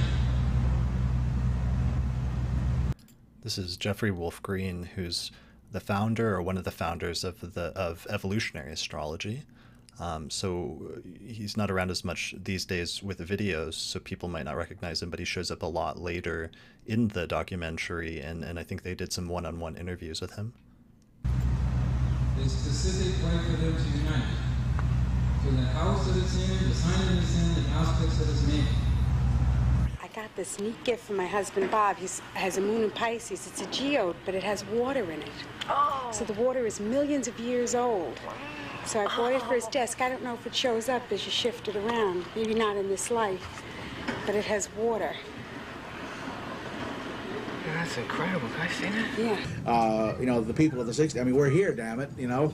We haven't disappeared. We've gotten older, and real soon now, if the older generation doesn't live forever, we're even going to get political power. So I think that... Yeah, I was saying, you know, if my daughter ever said to me, you know, how did your generation screw it up? My answer would be, what do you mean? We haven't even got a chance to try anything yet. You know, the older generation is still in power, is symbolized by our president. So that's really interesting because Rob Hand is part of the Pluto and Leo generation that was born in the 1940s, and many of that generation came into the astrological community in the 1960s and 1970s, and here it is, you know, about a decade or two after that, but that means all of them in the mid-1980s were still just in like their late 30s or like early 40s roughly. So it's interesting situating them generationally where they were at this point in the mid-80s and where they're really becoming or starting to become the more dominant generation in the astrological community. But that they had like a decade or two to mature at this point by the time we see them in this documentary. You know, the older generation is still in power, is symbolized by our president. It is thrilling. I was telling John that you were part of the active organization behind Woodstock. That's right. This is exactly what this is reminiscent of. This is Aaron Sullivan again. Is you plan and you plan, but it's not until the day you arrive that you know exactly what you're going to be able to do. Right. So I'm not having any problem with the overview of the whole situation or the components of it. And I think any administrative difficulties come because people don't know everybody. Yes. Or they've never done it before. So, but they're moving fast because it's only Saturday, and all of a sudden they're getting the picture. But it's very similar to Woodstock. I think a good many. And in the comments, Rick Levine and Nick Diggin-Best are pointing out that eventually, so it's like Hand is complaining about Ronald Reagan being president basically in the mid-1980s and him being from a previous older generation. But then Nick Diggin-Best and Rick Levine are pointing out that it wasn't too long after that eventually the next generation of like more Pluto and Leo type people did eventually enter into control in politics and especially in the presidency with, you know, Bill Clinton, George W. Bush, and then eventually Donald Trump, who were all Pluto and Leos. They're actually born relatively close to each other. And then this is Jim Lewis, and I think this is the first time that we've seen him in the documentary. So Jim Lewis is the creator, the founder of astrocartography, and he was the guy that really put together and promoted that technique and that topic starting in the 1970s. I actually just recorded an episode on astrocartography that I'm going to be releasing here in like the next week or so. And one of the things that was cool is that he originally hand drew a lot of the maps starting in the 1970s that would eventually become computerized and that we're all familiar with today. And then his book on astrocartography, as I said earlier, was published after he passed away in 1995, and the book came out in 1997. So that book is still in print and out there today. It's called The Psychology of Astrocartography. It's a really good book. Many of the people who are loudest in AFAN perhaps had active roles in the 60s and indeed are using some of that experience here. Except the thing about the 60s is that everyone went through them, and that anyone who's 40 or 45 was there then and had different roles. I think that probably there are people in AFAN who sat at home and watched TV during the 60s and then were sorry about it, and now this is their chance to try it again. But I think anyone in AFAN, or anyone in astrology for that matter, is not a majoritarian. They do not believe everything they read in the San Francisco Chronicle, which says something about them right there. And because they have a different worldview and they have the courage to stand up for a worldview that is unpopular and often even heterodox, they obviously have a certain view of the world as well. It's a really interesting, like, how they're talking about some of this stuff and how this is a generation, the Pluto and Leos, that came of age in the 1960s and 70s during some of the cultural stuff that was happening in the 60s. But then here, this is like 2 decades later, and while some of that went in a good direction, like some of it didn't pan out as well as people had hoped in terms of some of the political orientations and political things that were happening. I was rewatching like Field of Dreams recently, which is filmed roughly in the same time frame in the late 1980s, and that's like a major narrative also that's kind of discussed in that film in terms of things that happened or like didn't happen, or how things worked out after the 1960s. And that's kind of like where we're at this point in this documentary in 1986, which is kind of interesting to see, both from a political standpoint, but also just in terms of the astrological community, since so many of the astrologers were involved in left-leaning movements and things like that. And that's actually some of the background behind some of the organizations and their orientation and how they try to structure themselves politically or organizationally as well, with AFAN, for example, as Jim Lewis is talking about right here. And often even heterodox, they obviously have a certain view of the world as well. When life starts to be arranged and they cut the nerves, then you find the sign of Aries in it, and you find the sign of Taurus in it, and you find the sign of Gemini in it. The first quadrant of starting to become alive is the same. There are the same symbols in human beings than there are in plants. Oh, you're desperately serious about your inner lives and your personal growth and your holistic self-fulfillment. That's wonderful, yes. We don't seem to worry too much about those sort of things in Europe. I think you're sometimes very earnest. You like your spiral-bound notebooks. You like your lecture starting at 8:30 prompt in the morning. In Britain, a similar conference would be much more laid back. We'd be lying out in the grass, having quiet philosophical chats about the meaning of astrology. And is it true? Here, everybody assumes not only is it true in general, but their particular brand of astrology is the truth. And please don't argue and pay the money because it's special. I'm joking. You're lovely people, really. But like, it's that, I feel like he's probably overplaying that a little bit. I could be wrong, but I feel like at least in more recent years, like some of the conferences in the UK are very similar to conferences in the United States. So I don't know if he's just saying that, exaggerating a little bit for effect, but it's kind of funny how he's sort of portraying that. Truth, and please don't argue and pay the money because it's special. I'm joking. You're lovely people, really. But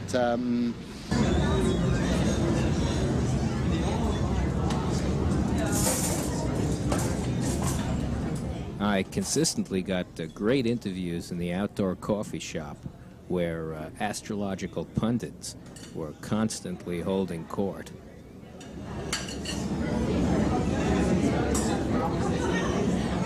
We have meridian, horizon, ecliptic, equator, prime vertical, zenith, midheaven, nadir, the various points and planes that are used in astrology and in astronomy and in navigation. Generally, astrology is done one-dimensionally in longitude, and this is an oversimplification which the ancients, I think, would have laughed at. Okay, so that was Joseph Crane again. People pointed out earlier that was Joseph Crane. I didn't recognize him because he looks a little different, like as a younger guy, and I wasn't catching that at first. I'm going out into space, and I'm talking about the sun, first of all, as the center of the solar system, the fount of all energy really within the solar system, the self-evident powerhouse to any galaxy wanderer out there in space coming near our solar system. The very first thing they're going to see and sense is that sun bursting forth, a huge nuclear fusion furnace. And so we've got to recognize the sun as a unique central factor in the scheme of things. The ascendant is the intersection of the horizon and the ecliptic and has to do with defining place and locale. So the ascendant is how we interface in a small group, how we interface at a given place on the Earth. It's a very powerful violet. That's because it's a Sun-Pluto conjunction in Scorpio. And the moon also in Cancer, so the water is very powerful and it gives this night climate.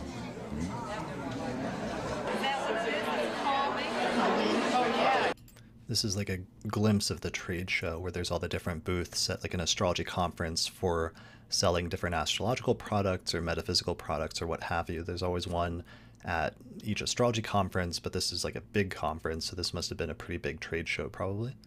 One of the major features of the United Astrology Congress was the trade show. Oh yeah, of course, he narrates it like right after I just explained that. Where the entrepreneurial aspects of the world of the occult were manifest. Here, computerized charts, crystal balls, and astrological music written specifically for your birth time were available for modest sums. Also, audio. Laura Nalbandian says, I think that's me in the background at the trade show. Let me see if I can back up and see that again. Hold on a second. Sun-Pluto conjunction in Scorpio. And the moon also in Cancer, so the water is very powerful and it gives this night climate.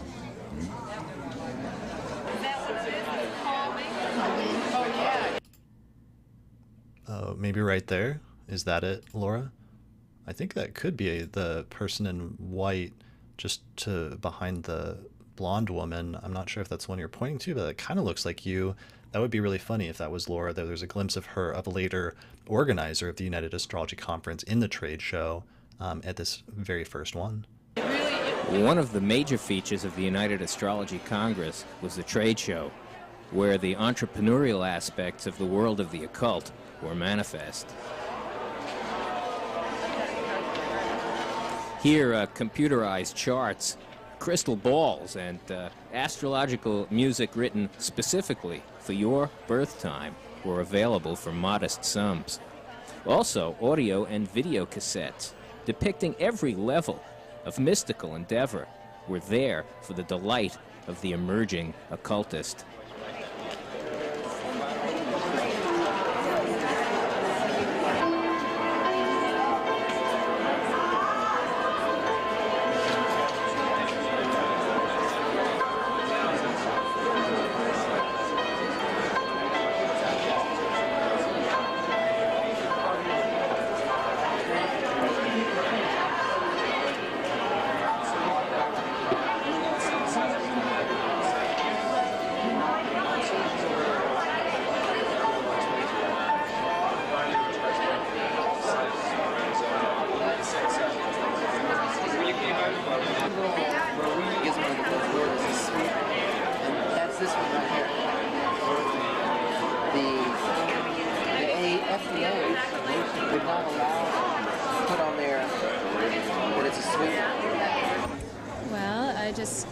Studying about 6 years ago, and I just found it a really useful tool for myself and something I like to share with people, you know, because just self-understanding is always a helpful thing. I believe in astrology. I believe it works.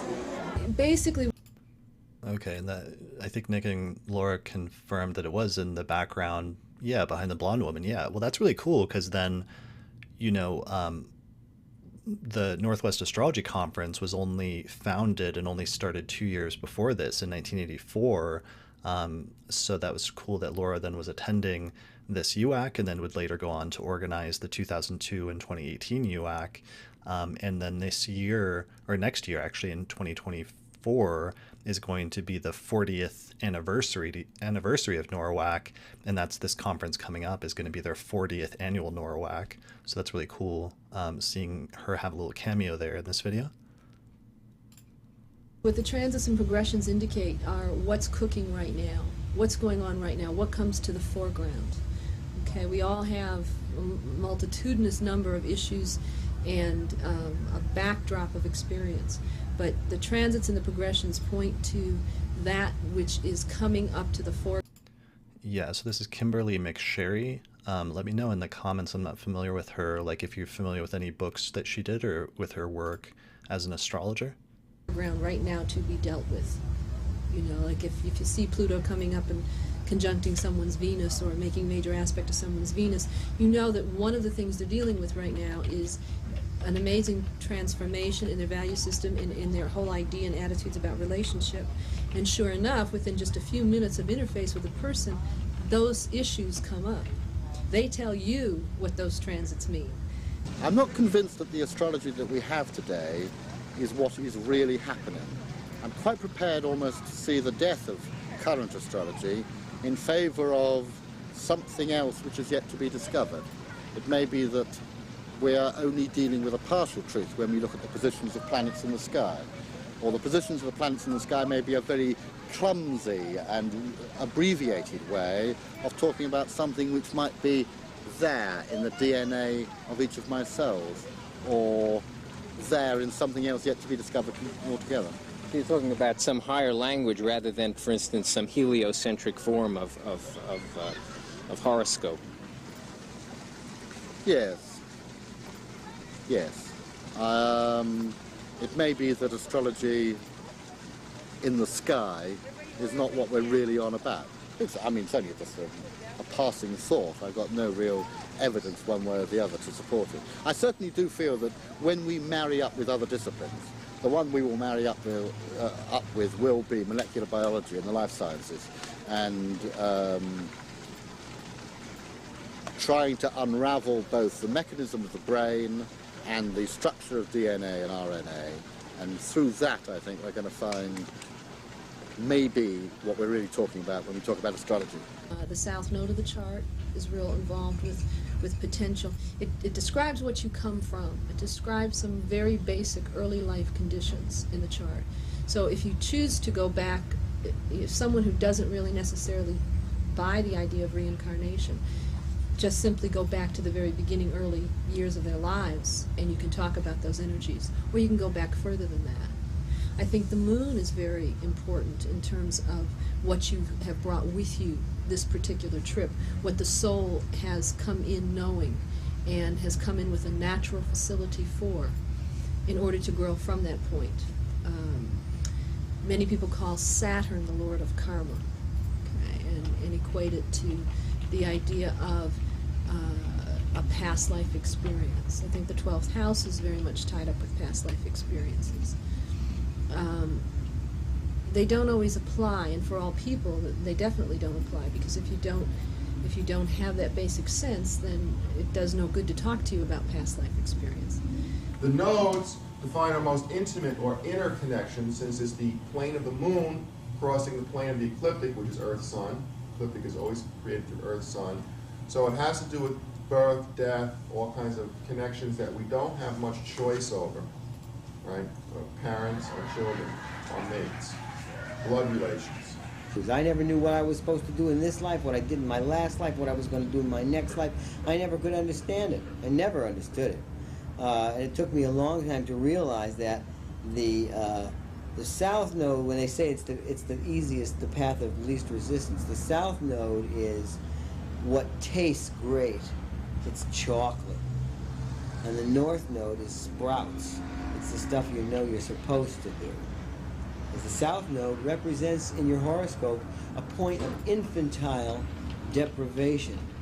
And you're so addicted there, and that you're a sucker. You're there, you can always be taken for a ride because of some very early deprivation that you never get over. So there you're totally vulnerable all the time. And the north node is a place of non-attachment. You have a sense that it's always going to be there for you. So you really tend not to be as interested in it, although it really is the healthier path to take. But it's an axis, and we all have this axis. We have this axis of great maturity and non-attachment, and it's connected right to an addictive, infantile, irrational, angry, unevolved part of ourselves that is extremely vulnerable all the time. Michael Lutin would later go on to write a book that was largely about the nodes that was titled Sunshines, The Astrology of Being Happy, which he published in 2006, I believe. We have to find out. Yeah, we don't know. We will have to find out the limits of this and work it with our policy as much as we can. Are we losing interest here? Should we continue?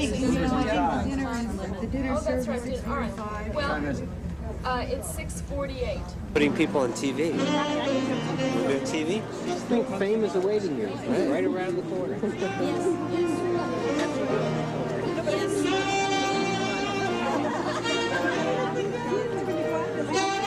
Standing ovation.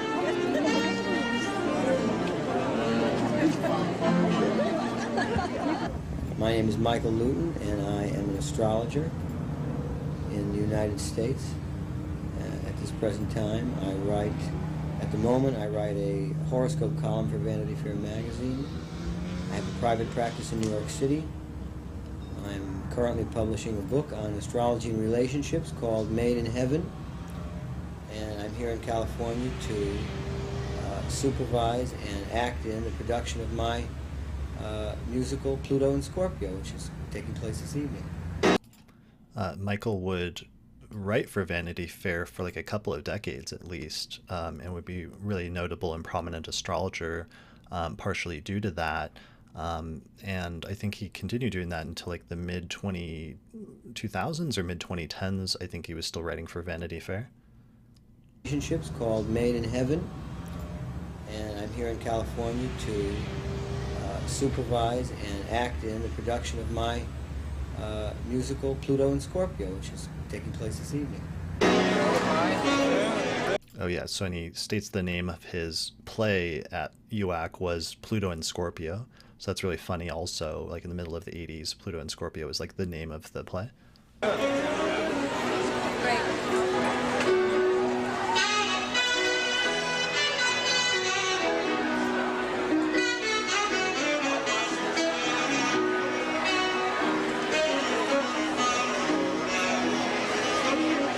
Consensus, as it has been defined, has meant unanimous agreement, and the basic question here is, should decisions of the steering committee continue to be made only with unanimous consent, or do we go with some kind of numerical rule on the steering committee? So there's like an AFAN meeting, and that's actually really interesting how they're debating. Maybe it was set up that there had to be unanimous consensus in order to pass something, which just from an organizational standpoint would be really tough, and honestly is very idealistic that you want everyone to be on the same page, but in terms of like practicality is probably not, practically speaking, like the easiest thing in terms of running an organization, because most of the time you're not going to get everybody on the same page about everything, which is one of the difficult things about organizing people or conferences or what have you. So it's interesting that they're having an AFAN meeting, I guess that day or that night, and they're discussing this. I think, I'm not clear, but I think this might be Layla Rudyar who's appearing, and I didn't realize she was involved in AFAN at the time. She'll show up a few times during the course of this documentary, because I think that one of the individual interviews that was done with her. So she was the wife of the late astrologer Dane Rudyar. I'm not sure if he was still alive. I think he died at some point in the early to mid 80s. So I'm not clear if he was still alive at this point or if he had already passed away. But they had collaborated on some things towards the end of his life and done some, I think they did a book together, and she became like a prominent astrologer. continue to be made only with unanimous consent, or do we go with some kind of numerical rule? And in the comments, Rick Levine says Jim Lewis was the proponent of the consent versus majority rules, and that was the AFAN way. So that was like one of the characteristic things about AFAN. And Laura confirms and says, yeah, that was the AFAN way. Nick Diggin Best says that Dane Rudyard died in September 13th of 1985. So yeah, he had just passed away or just a year before this. So that's pretty major in terms of he was like a hugely influential astrologer on this entire generation, because he had started writing books starting in like the 1930s and 1940s, where he was one of the first astrologers that really merged some of the stuff that was happening with Carl Jung's work on depth psychology into astrology. And his books weren't very popular for the first couple of decades, but then when that generation of astrologers of the Pluto and Leos came in the 1960s and 70s, they found that Rudyard had written all these books, and they were drawn to those books by Rudyard, and it really informed, I think, a large part of the astrology and the philosophy and the sort of ethics, to some extent, of a lot of astrologers of that generation. So that's interesting in terms of the timing, that he just passed away like a year before that.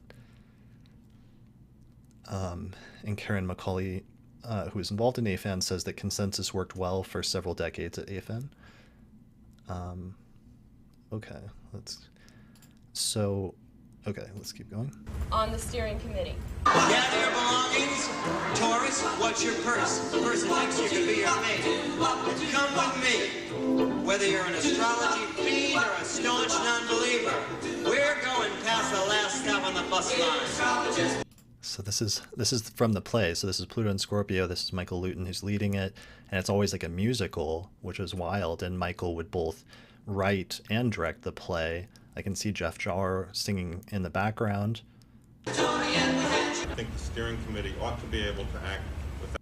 And that's actually really funny and clever of John, the way he's editing this, because on the one hand, it's like you have this play that's happening, but then on the other hand, you have these like serious organizational meetings that are happening where they're like making big decisions about how the organizations should operate. And I don't know if he was like in both, if they were running concurrently, because I'm assuming John just had one camera. I don't know if they're in the audience and can confirm that. So it probably wasn't happening exactly sequentially, because otherwise he wouldn't have been able to get the shot of both the play as well as the meetings. But they were probably occurring like roughly around the same time. And that's really interesting, just showing the contrast, which draws out some of the things that happen at conferences, which is on the one hand, sometimes there's like an entertainment thing and some people are attending it and you're getting like educational or entertainment value or socializing, but then there's like sometimes some really serious stuff that happens at conferences at the same time that can change the way that the community moves and operates, and can have long-term implications. So it's actually interesting the way he's cutting this to draw that out. Not having to submit any such question to the membership. He says to the Sagittarius, what are you doing here? The Sagittarius says, here? I'm not here.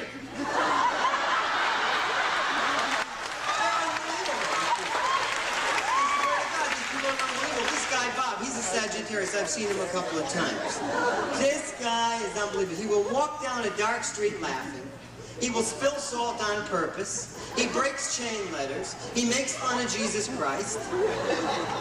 No, but inside, maggots in a pail. Things get done with our consensus, and I've seen amazing instances of polarized opinions on how a necessary thing gets done to be united and synthesized under a consensus, which I would have 4 years ago believed also was an unworkable system. So pardon my Pluto if you think I'm kind of rude or just a little out of tune. It's just a simple pattern, and it's all because of Saturn and afflictions to my third house moon. Why I decided to write the play Scorpio, why I'm even doing this, really is a major astrological aspect, and it's the transit of Pluto through Scorpio, which is reflective of the current wave of aggression and war and terrorism the sense of end of the world that we are all feeling can be described by Pluto and Scorpio. So I've tried to make the apocalypse as humorous as I could and still not be utterly tasteless. The last 15 years have been a, quote, spiritual initiation for Scorpios. Some people call it masochism and depression. Anyway, now they've come into their own. They're 10 times more power crazed than usual. And now they want to change their whole approach to everything. Their work, their love life, everything. So there's not a trace of what was there in years past. I'm sick of getting sand kicked in my face every time I kneel down to pray. I'm sick. I am sick of sharing rice with the Indians. And I am sick of catering to people who didn't even know I was there in the first place. And boy, have I done that. I'm beginning to think that maybe I'm worth something.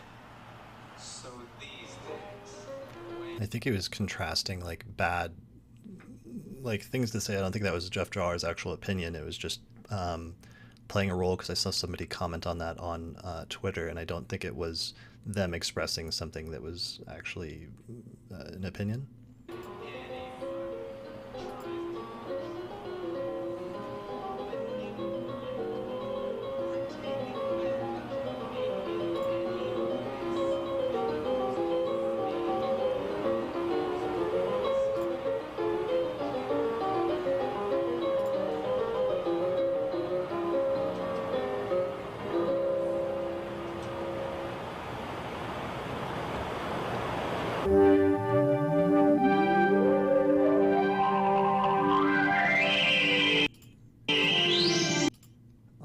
So that is actually the end of the first tape. So we are halfway through this. Yeah, Rick Levine points out he was just reading the script that Michael wrote, playing Pluto. Okay, so he was playing Pluto and like some of the dark underworld themes, which is why then there was like a red thing that was being projected up on top of him. That makes sense. All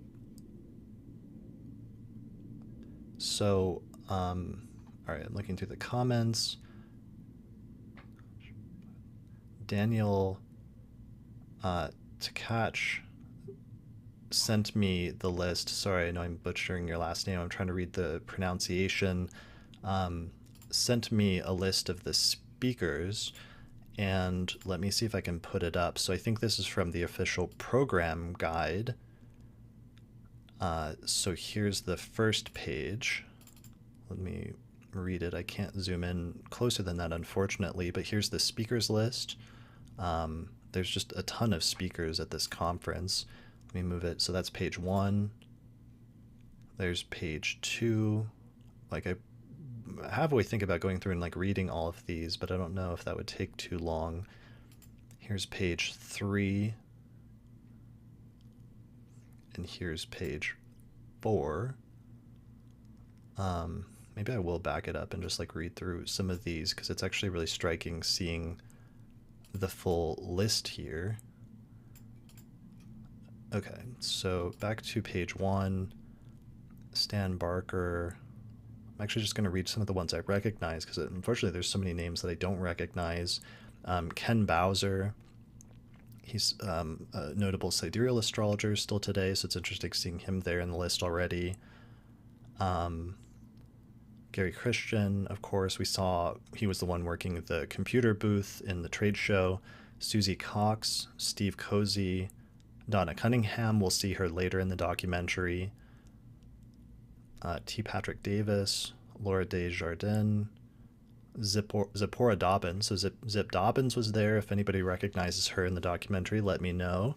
She's often credited with not creating, but really promoting the 12-letter alphabet, the equivalents of like sign and house and planet, was something that she really pioneered as like a teaching tool. Roger Elliott we've seen. Michael Earlywine was there. Michelle Gauquelin, we'll see him later in an interview. Francois Gauquelin. Demetra George was a speaker. She was there. Who else? Okay, let's move on to the next list. Okay, here's page 2. Jeffrey Wolf Green, Gail Gutman. I don't know if that's Ariel Gutman. I know that she was there, but she's not able to join us today. Rob Hand, Axel Harvey, Edith Hathaway, who we saw earlier, Doris Hebel, Margie Herskovitz, Bruno Huber, Luis Huber, which I think we'll see again more, Lillian Huber. Richard Eidemann was there. That would be interesting if somebody could point him out if we see him. J.H. Jacobs, who's appeared a couple of times earlier. Jeff Jar. Debbie Kempton Smith. Okay, she was there. That's interesting. Warren Kinsman. Theodore Landscheid, who we'll see at one point. Lee Lehman was there. I don't know if she appears in the documentary. I don't remember seeing her, but if somebody sees her, let me know. Jim Lewis, Michael Luton, Tad Mann, he shows up a few times. Marion March, of course. Tracy Marks. Joan McEvers. Okay, let me see one more. Here's page 3. Let's see, we got Bill Meridian, Ray Merriman, he'll show up later. Neil Mickelson, who famous for his ephemeris and Astro Computing Services. Roxana Muse, Michael Munkasey, Buzz Myers, Maggie Nalbandian. Okay, there's Maggie, the founder of Northwest Astrology Conference, as well as Kepler College.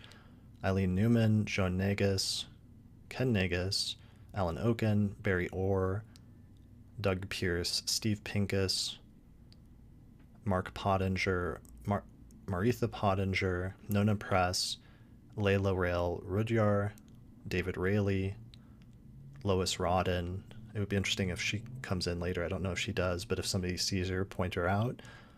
Carol Rushman, Diana Rosenberg, famous for her fixed star work, Barbara Shermer, Bruce Schofield, Philip Sedgwick, Sandra Lee Serio, Thomas Shanks, Barbara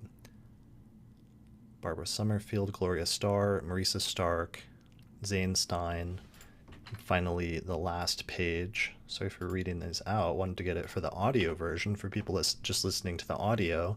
Diana Stone, Carol Tebbs, Angel Thompson, Noel Till, Donna Van Toen, Edith Wangman, we saw earlier, Joanne Wickenberg. Okay, yeah, so this is like a huge list of speakers, so that's really crazy just how many speakers were there, as well as how prominent the speaker list was in 1986. So that's super, super cool.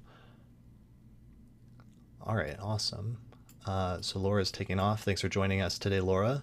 I appreciated your input.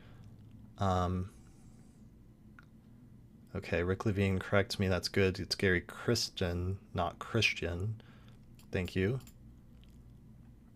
Somebody points out that Donna Cunningham wrote a book on Pluto and healing. She wrote a lot of great books. She even had a great blog for a number of years there before she passed away in the past decade. Yeah, Donna Cunningham did have a website for astrologers who passed away. It was called the Astrologers Memorial.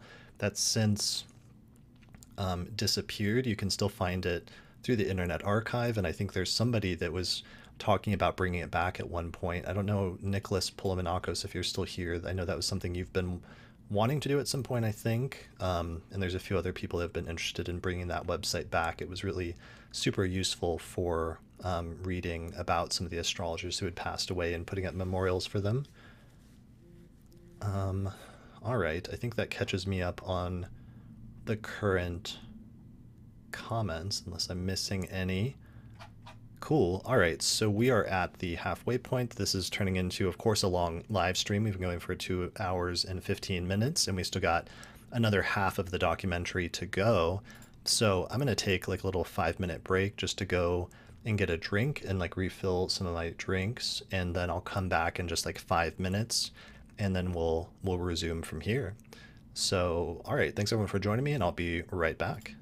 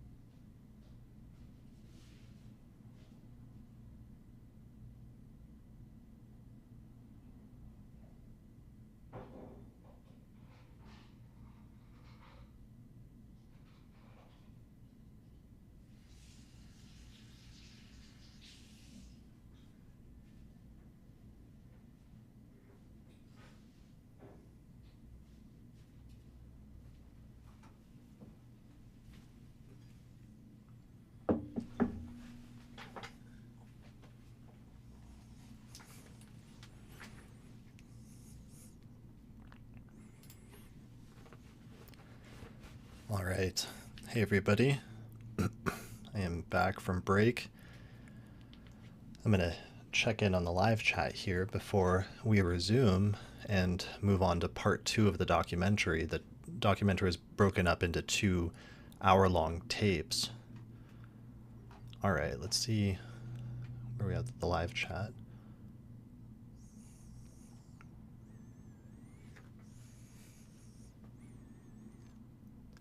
Thanks everyone for joining me today. All your comments have been super helpful, and this has actually been a lot of fun.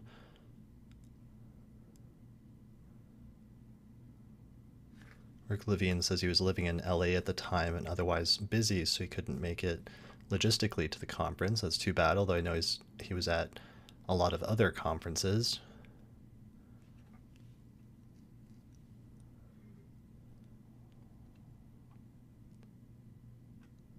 All right.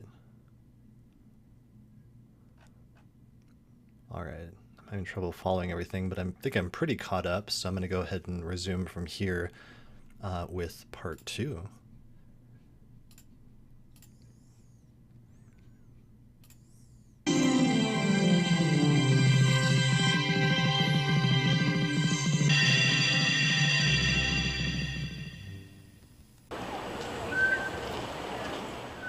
Okay, this is Sunday morning, and a cloudy one here at the Bahia Hotel.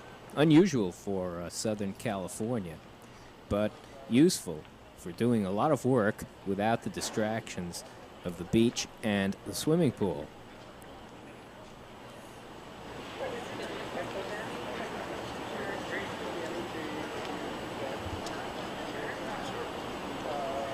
Rumor has it gets very hot.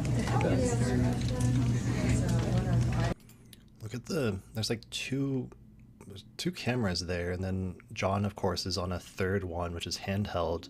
I don't know whose cameras those were, but that's interesting if some of these were recorded.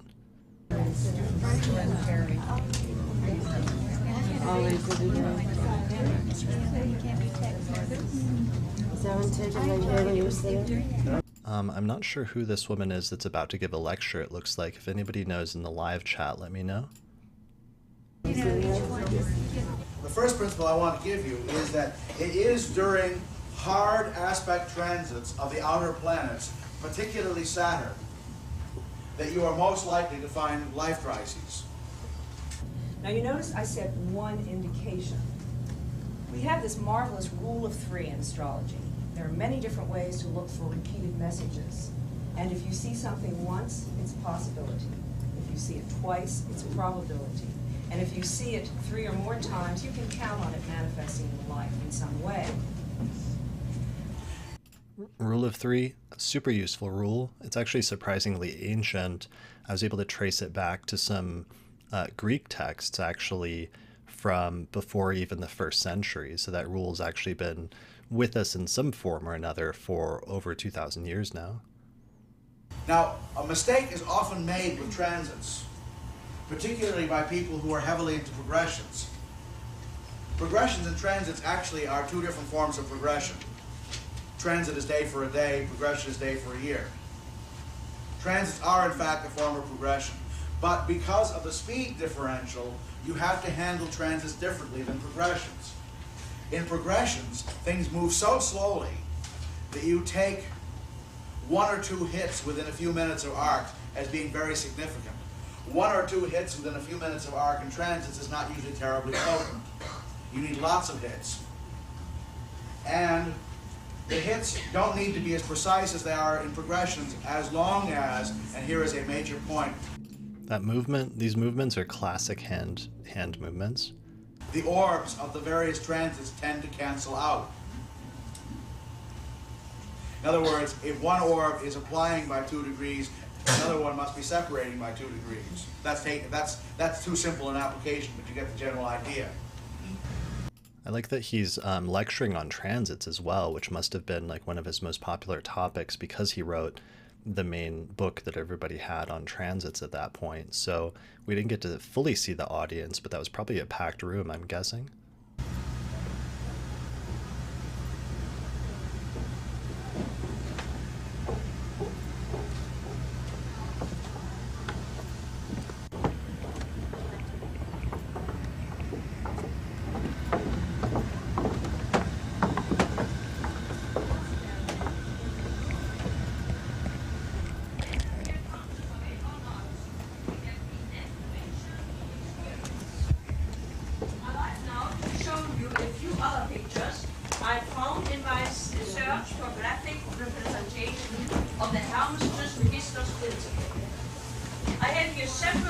just showing similar from a package of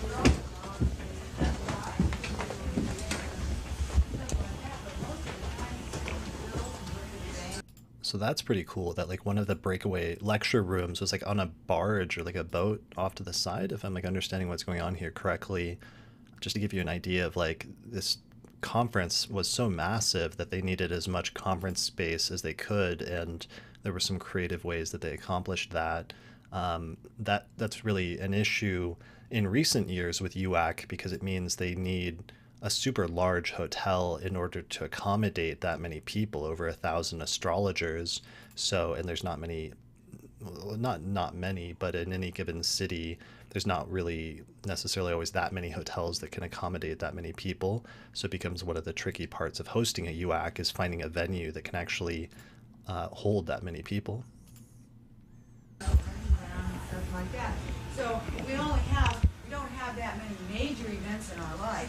Those major events will be marked by the progressions of the transit.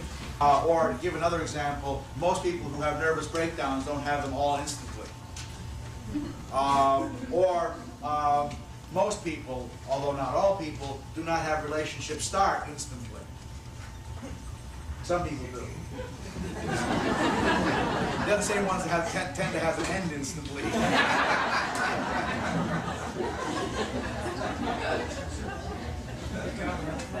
Yeah, easy come, easy go. Yeah, I'll share something personal with you. Pat and I have been together now for 9 years, actually living together, and much longer than that, going together. And I attribute the longevity of our relationship to the fact that we never fell in love. We love each other dearly. I mean, I've never loved anybody more, or even as much. But I never went through the madness phase. It just sort of grew slowly. There's something to be said for that, particularly when you have Saturn ruling the 7th house. How many of you believe in simultaneous existence? I never heard of that. What does that mean? That means that once energy is put in motion, it doesn't cease. This is the theory behind reincarnation. However, time is a man-made concept, and time, we have invented the concept of past, present, and future to keep us from getting so confused. If everything was one, it would all be chaotic. So we have this nice little idea that time runs along the line, past, present, and future. Because the idea of alternate, or not alternate, but simultaneous life experiences occurring. Really? My name is Layla Rael Rajar. Astrologically, the vital statistics are that I'm Scorpio, Scorpio rising, moon in Aquarius. And I suppose if I had to name an outstanding configuration, the one I like best is the Grand Trine with Moon, Uranus, and Mercury. And that would be a Grand Trine in water. Air. It's in air. Okay. Now, how does that? How would you relate that to your astrological profession? I think the Grand Trine in air gives facility with symbols and language, with words and communication, intuition and understanding. And I think that's my strong point astrologically. Is my main focus astrologically is actually working one-on-one with clients, being able to listen and hear, translate their life situation in terms of the chart, and then retranslate those symbols back to them for their understanding of where they are. Well. So Layla is like super sharp, and she hasn't been around the astrological community as far as I know for the past decade or two, but I don't know why, and I think she's still alive, but it would be great to interview her at some point just because she's like super impressive and obviously like very prominent in this conference, both from an organizational standpoint as well as in doing some of these interviews one-on-one. If anybody knows anything about her, has like contact information, let me know. And I think that's my strong point astrologically. Is my main focus astrologically is actually working one-on-one with clients, being able to listen and hear, translate their life situation in terms of the chart, and then retranslate those symbols back to them for their understanding of where they are. Well, my name is Michel Gauquelin from Paris. So my sun sign is Scorpio, my moon sign is Sagittarius, and my ascendant is Leo. Is it... I'm sorry. So this is Michel Gauquelin, who is a famous French astrologer and who is the author of the research that became associated with the Mars effect, which was one of the few scientific statistical tests of astrology that actually came back in favor of astrology, that there was some sort of correlation between where Mars was placed in the chart and the birth of eminent athletes. He also found other effects besides just Mars, but Mars was the one that was actually replicated by a couple of different groups after he published his original findings. And it actually, in the 1980s, it caused this huge controversy because one of the skeptic groups tried to replicate his study and accidentally replicated it and thought that they had actually proven that he was right and that there was something to astrology. So they actually initially tried to like sweep it under the rug and bury it. And it was only later that they kind of eventually reluctantly acknowledged that they'd replicated his study. And there was a famous controversy about that where one of the skeptics involved in the organization actually sort of came out and published this expose talking about how the skeptics had replicated the astrology that kind of seemed like it proved astrology, but then they deliberately buried it because they didn't want to like admit that they had confirmed that astrology might be legitimate. It was a huge controversy in the skeptical and astrological communities in the 1980s and 1990s. I did an episode on that with Ken Irving.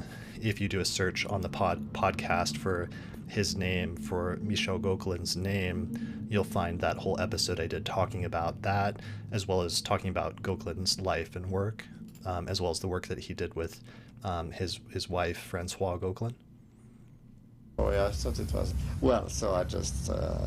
whatever comes to mind, say. Don't be shy about it. Oh, okay, I'm How not is shy. your position in astrology controversial? Well, this controversial in the sense that I started a long time ago to verify the astrology, and well, mostly what I was doing is published in my latest book, The Birth Times, which is published recently by Hill and Wang in New York. And in this book, I just summarized that I found.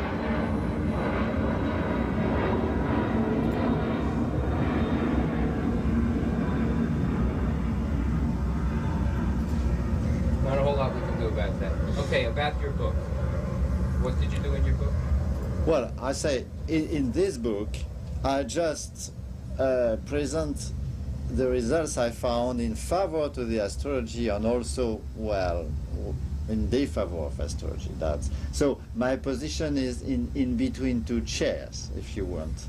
I am an astrologer in a sense. I am a skeptic of astrology in another sense. So I found positive results, like for instance, correlation between famous people on some planetary positions at their birth times. That's why the book is called Birth Times. Could you give me an example, for instance? Yes. For instance, one of the greatest boxing champions, Muhammad Ali, was born with Mars. According to his birth certificate, was born with Mars after the midheaven, that the astrologers say. And I found that a lot of great sport champions like Muhammad Ali were born more often with Mars at this position than ordinary people. And I found positive results also for other planets with other famous professionals, but for other groups. For instance, actors like Dustin Hoffman was born with a strong Jupiter. That is, for me, strong is Jupiter rising or culminating, you see. And well, there is also good results for famous writers or famous scientists. And writers is linked with the moon and scientists with Saturn. Results like this. So that's the positive results I found. Of course, I got more than 25,000 birth data with time of birth from birth certificate, which is a lot of money on work and on time.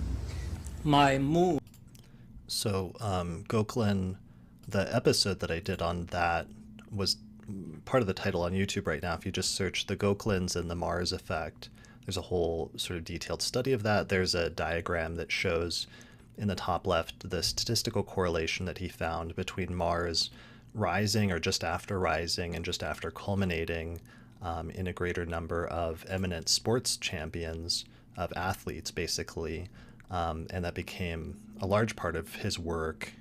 But he also mentioned there, for example, the correlation between Jupiter and eminent actors, and there are a number of other professions. But then one of the things he talked about at the beginning that made his work semi-controversial was that he was able to validate some things about astrology statistically, like that planets culminating or rising were more important in saying something about a person's future or their life or career, but there were other astrological things that he wasn't able to validate. And so in the early 1990s, he published a book called Neo-Astrology, where he proposed basically like starting over from scratch and creating a new astrology that only incorporated things that could be validated statistically and getting rid of everything else that couldn't be validated yet.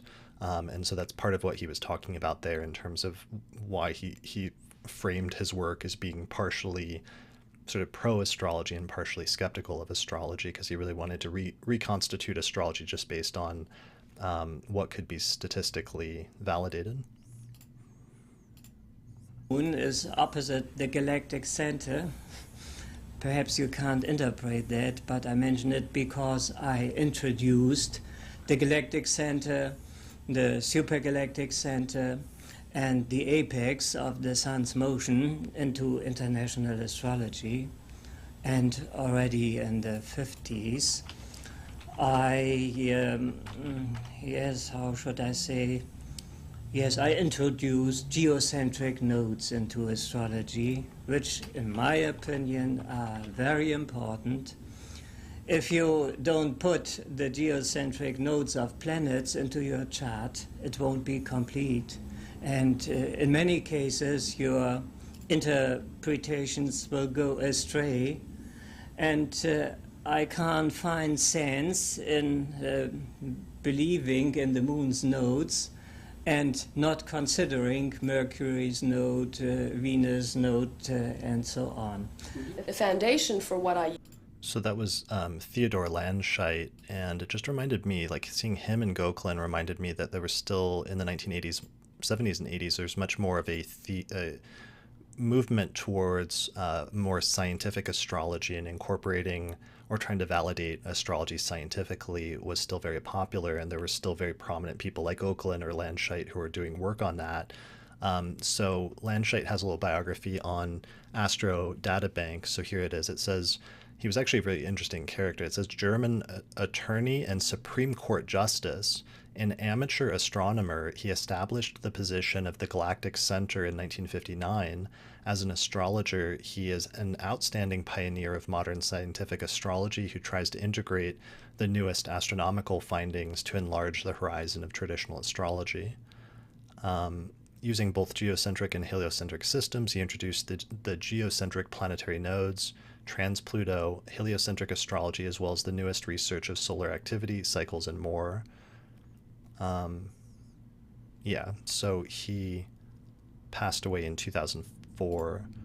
So just to provide some background on him.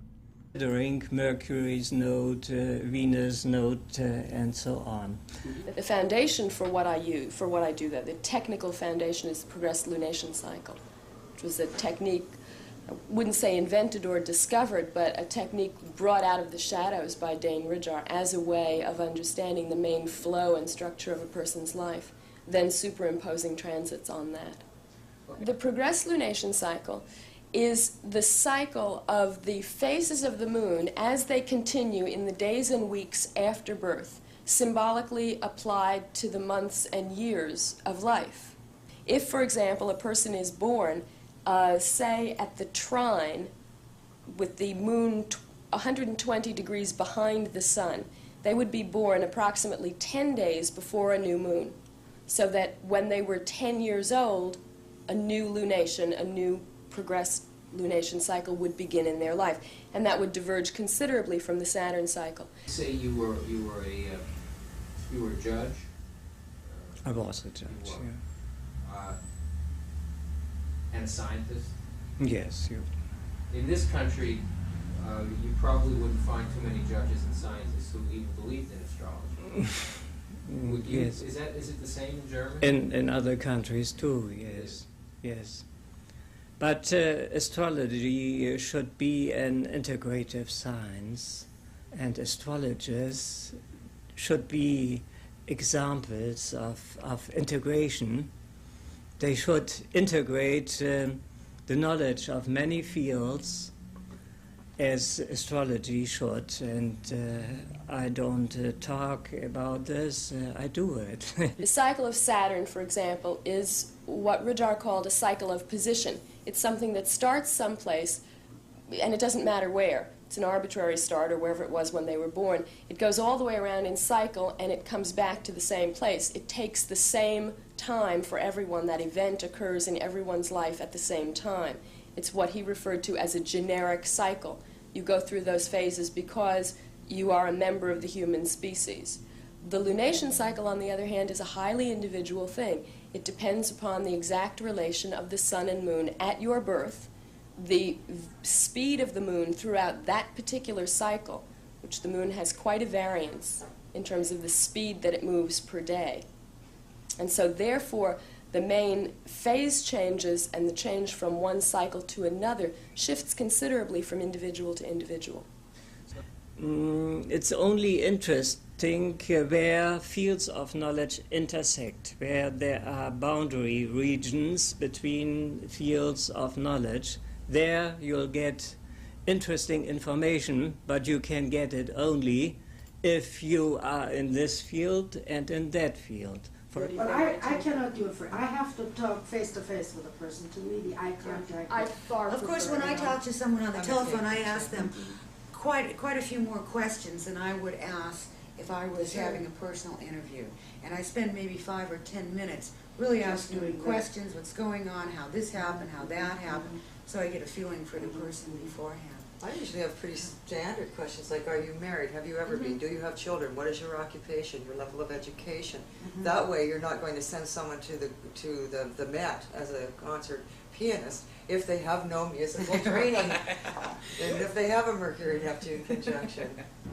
The astrological community has been too unconscious of its own role in history too long. We have been outcasts, we've been pariahs, we've been regarded as believers in something that is incredibly stupid and weird, and how can you possibly adopt anything so silly as astrology?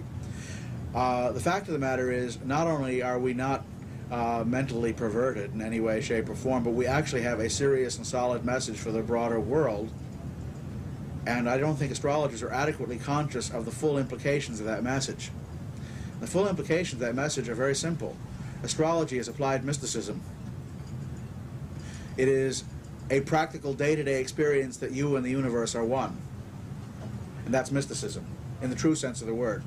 Scientists use mysticism to use it to mean mystification. But the true meaning of mysticism is the awareness that the individual and the universe are one. And astrology is a practical, applied consequence of that doctrine. Planets don't cause anything. Signs of the zodiac don't cause anything. They are simply a symbol of the unity of the individual with the cosmos. So it's interesting, seeing Rob Hand at a stage in his career before he got into traditional astrology, which would happen. He already had a very strong background in the history of astrology, and he had read what traditional texts were available in translation, but it wouldn't be until 1992 and 1993 that he would get involved with RHOT and Project Hindsight and set up a translation project for ancient astrological texts, and his approach would become more traditional, and he would synthesize modern and traditional astrology together. So it's interesting how he describes astrology here is actually not that dissimilar to the direction he would eventually go, where he got more into like Neoplatonism and stuff. I don't know if he was already into it at this point and if that's part of where he's coming from, but for sure later he would get more into Neoplatonism and would expand on like some of these thoughts more. But it's interesting seeing Hand at this stage in his career, just before he would make a major sort of change in terms of his approach, by incorporating more traditional astrology and by helping to initiate essentially what became the traditional revival over the past 30 years. Of the individual with the cosmos.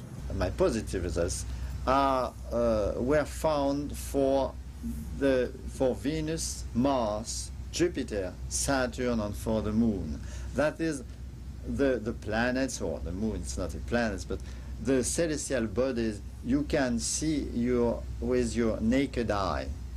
And, well, it's maybe not by chance. And until now, I didn't find any results for Pluto, and no results also for the outer planet, as the astrologer say, that Uranus, Neptune also. So it may be because they are too far away. But I know that for astrologers, these planets are very important when they are dealing with horoscopes and they are interpreting horoscopes.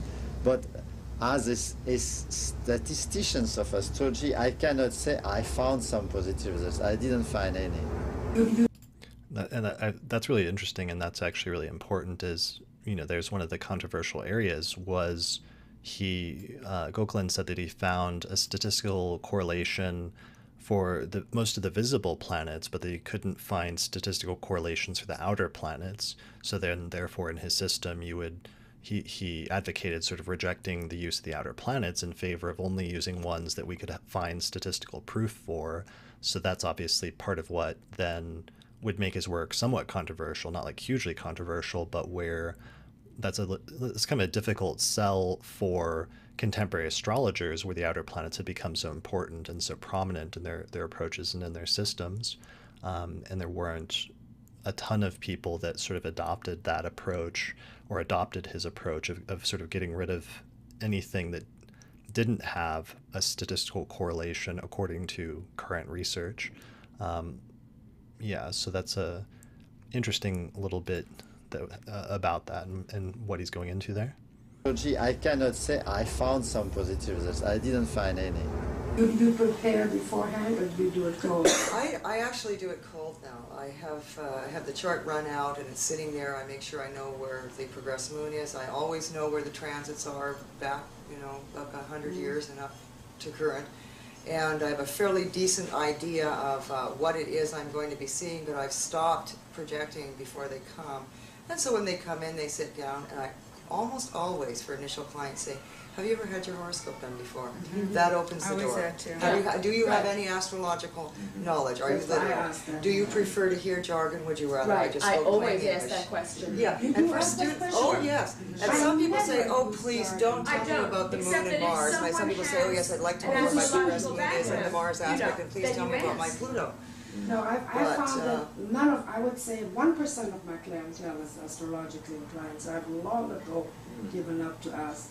I have, most of my clientele is referred by psychologists and even one psychiatrist, and so they are absolutely, totally unaware of astrology.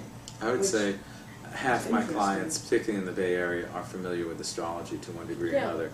They've had their charts done.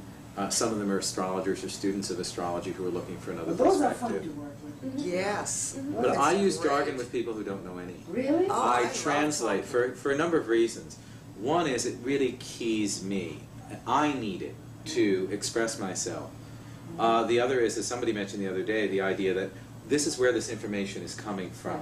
Well, But I speak like two languages. You have Mars in Capricorn in the 12th house. Mars, the planet of This anger, assertion, means- aggression, is in the part of your chart that has to do with an area that's kind of behind your head and that you're not directly conscious of.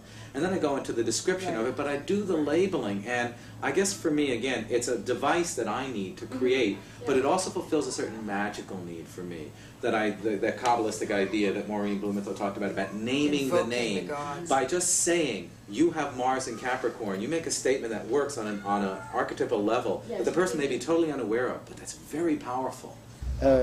It's interesting hearing astrologers discuss and have debates about things that we're still kind of debating and talking about today, about like whether to use astrological jargon in consultations or how much that's okay versus how much it's not, and different opinions on that. It's kind of like an eternal discussion in astrology, especially when you're dealing with either clients that are not astrologers or clients that may have varying levels of like familiarity with astrology.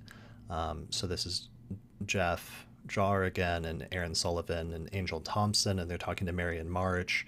And it's interesting seeing Marion March a bunch of times in this.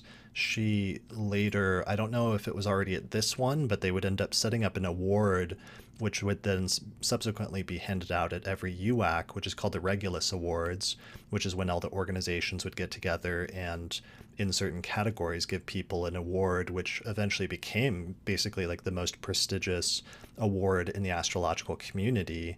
And winning a Regulus Award is usually a pretty like high point in an astrologer's career if they're ever awarded one, because it can only be awarded at UAC, which only happens every, best case scenario, every 3 years. But some UACs have been much more spread out. The last one, of course, was in 2018, and the one before that was in 2012. One before that was 2008. So that's another interesting thing about Marion March. And also, I think when she passed away, I think she left some sort of endowment or something like that, which helped to fund the Regulus Awards going forward, I think still until this day, although I'm not clear about that. If anybody has any other background information on the Regulus Awards, let me know in the comments. Mars in Capricorn, you make a statement that works on an archetypal level that the person may be totally unaware of, but that's very powerful. A large part of the astrological symbolism of the planets is vindicated by my work. But when I am going to verify the signs of the zodiac, I got in trouble. In this case, I was not able to demonstrate that there is some validity in that. In other words, you can play it safe in a reading, or you can take risks. Oh, yes. And taking risks means what I call pushing the symbols a little bit. Let's see how far, and stretching. And to do that, you're going to make mistakes. You're going to lay out a set of descriptions for Venus, Saturn, a number of which may be wrong, but you're taking the risk of really touching something that's quite pertinent for them. And so I'm telling them now, I'm not perfect, I'm going to make mistakes, and it's your job to be a good consumer. It's your job to use this information whatever way serves you. We translate the planets, they translate it into their own lives. Right. I think There's I'm more of a responsibility confrontational astrologer. To spend 2 or 3 or 4 hours reading somebody's chart. I remember doing that many, many years ago, but... How long do you spend? 45 minutes to an hour is a session. My and that is, hour and a half. and I do not make claims that this is a complete reading or anything like that. As I said, I deal with current events. All from your Pluto in your first All house. for my Pluto in the first house, right. A real bummer. Learning to live with it has taken me many, many, many years. Who is this? This isn't Diana Rosenberg, is it? If anyone knows in the chat, let me know. Pluto in the first house, once I understood that, why the whole chart opened up for me.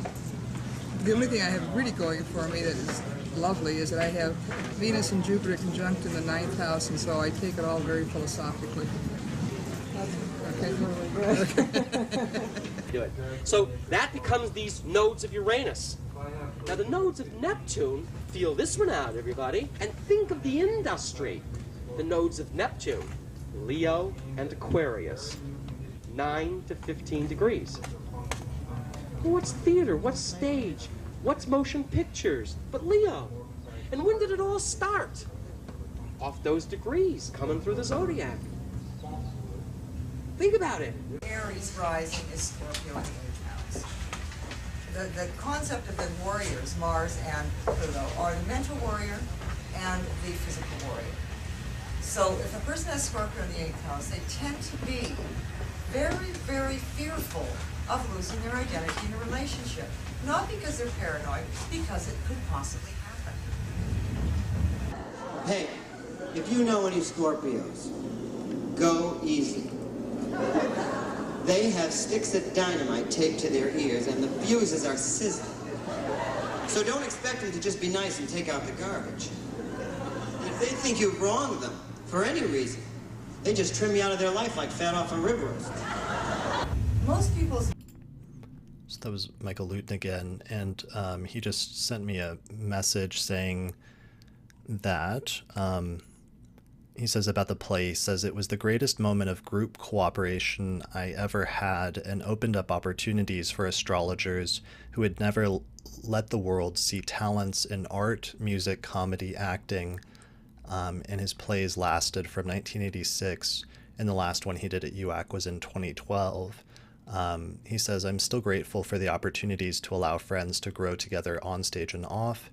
Some of the shows that we did were titled Pluto and Scorpio, which was the first one here at the first UAC.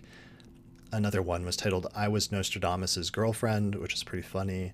The second one third one was titled What God Says Goes. And then there's another titled Alien Follies and much more. So he goes on to say that I think what he's saying is they opened a nightclub. We opened in Norton, California to entertain attendees at UAC every night of the conference. Everyone was welcome to perform or work on production. I still feel close to and miss many of my astrological brothers and sisters from that time. And he says, now I look back and am amazed at the energy I was able to summon to do it, but that's what relaxing and cooperating together can create. Yeah, so I just wanted to read that. That was Michael sent that to me on Facebook just now. So it's cool remembering, like, not just this play, but many other astrologers will remember many other plays that happened over the years in subsequent UACs. And the fuses are sizzling. So don't expect them to just be nice and take out the garbage. If they think you wronged them for any reason, they just trim you out of their life like fat off a rib roast. Most people's deepest fear are based in some reality. You can't just poo-poo somebody's fear because you don't feel it. There is a lot of risk involved with the 8th house, and it is the 3rd house of self-worth. It is the risk that you take when you integrate psychically, emotionally, spiritually, and possibly even corporately with someone else. You may lose yourself in them. You may become the group. And they're so creative that we see their creativity, but we forget that they live in the mists, that they live in a veil, that they live in a shadow, and they can't see out of that shadow. And they always have a fear that Pluto's in there getting ready to pull them over to the other side and rape them. It simply surfaces into the consciousness. Don't exist. And if the person actualizes it, they grow. Exists. An example of this is Jimmy Carter. When he chose to run for president, the Pluto transit was transiting his 12th house sign. And he became aware of a latent possibility. I can be president. I think that's funny. You could kind of, some of the tents were so close that you could kind of hear them, the crosstalk and stuff due to the microphones. And then one of the comments earlier just reminded me, obviously one of the things we're seeing also here is this is 40 years ago and times change, and some of the stuff that was like appropriate or was more common like at a conference like 40 years ago is like different nowadays. I mean, I know one thing that people commented on when I first posted the video was that it seemed like the majority of the attendees were women, but then it seemed like the majority of the speakers were men. And I know that's something that over the years, that especially more recent UACs, organizers have gone out of their way to fix and to counteract and make better, and where there's been a lot of progress in terms of making sure that there was more of a balance in terms of the speakers and making sure there's more diversity among the speakers to reflect like the attendance of the conferences and everything as well. So that's one of the things that's interesting in comparing like this very first United Astrology Conference versus some of the more recent ones like Chicago in 2018. Neptune in Capricorn and Pluto in Scorpio is a turnaround of humanity to connect science and spiritual matters. And this is very important because the science goes to one way, the religions and philosophies go to another way, and I think Neptune in Capricorn and Pluto in Scorpio will put these things together. It's a good time for the astrologers. I'm an Aquarius sun. In fact, I have a stellium, 5 planets in the North Node and the sign of Aquarius. But I don't appear like an Aquarian because I'm Capricorn rising. And I've got a Leo moon. So I love to be on camera. My specialty is to help people become aware of what they're supposed to be and to motivate them into that, and to help them decondition themselves from what they've been allowed themselves to be conditioned to be, and to by separating away from that, finding their own essence. So that is my work. My name is Noel Till. I'm an astrologer. I live and I practice in McLean, Virginia, a suburb of Washington, D.C. I'm to tell you that I'm 6 feet 10 inches tall and pretty close to the stars.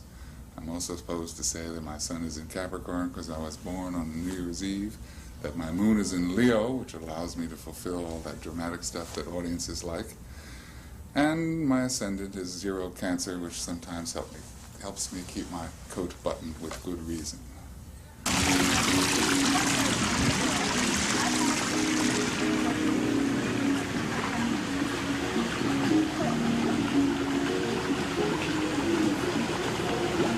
It was interesting in that clip of Noel Till, just seeing like the range of different astrologers and like their presentation and where they came from in different backgrounds societally and different things like that.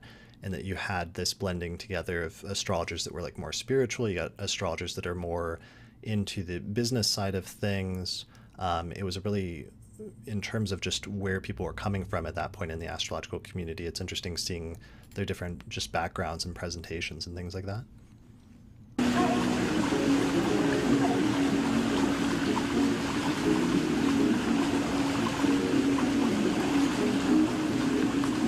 I've really enjoyed all the speakers I've listened to, and the Bahia is a wonderful setting for it. Beautiful. It just feels good here.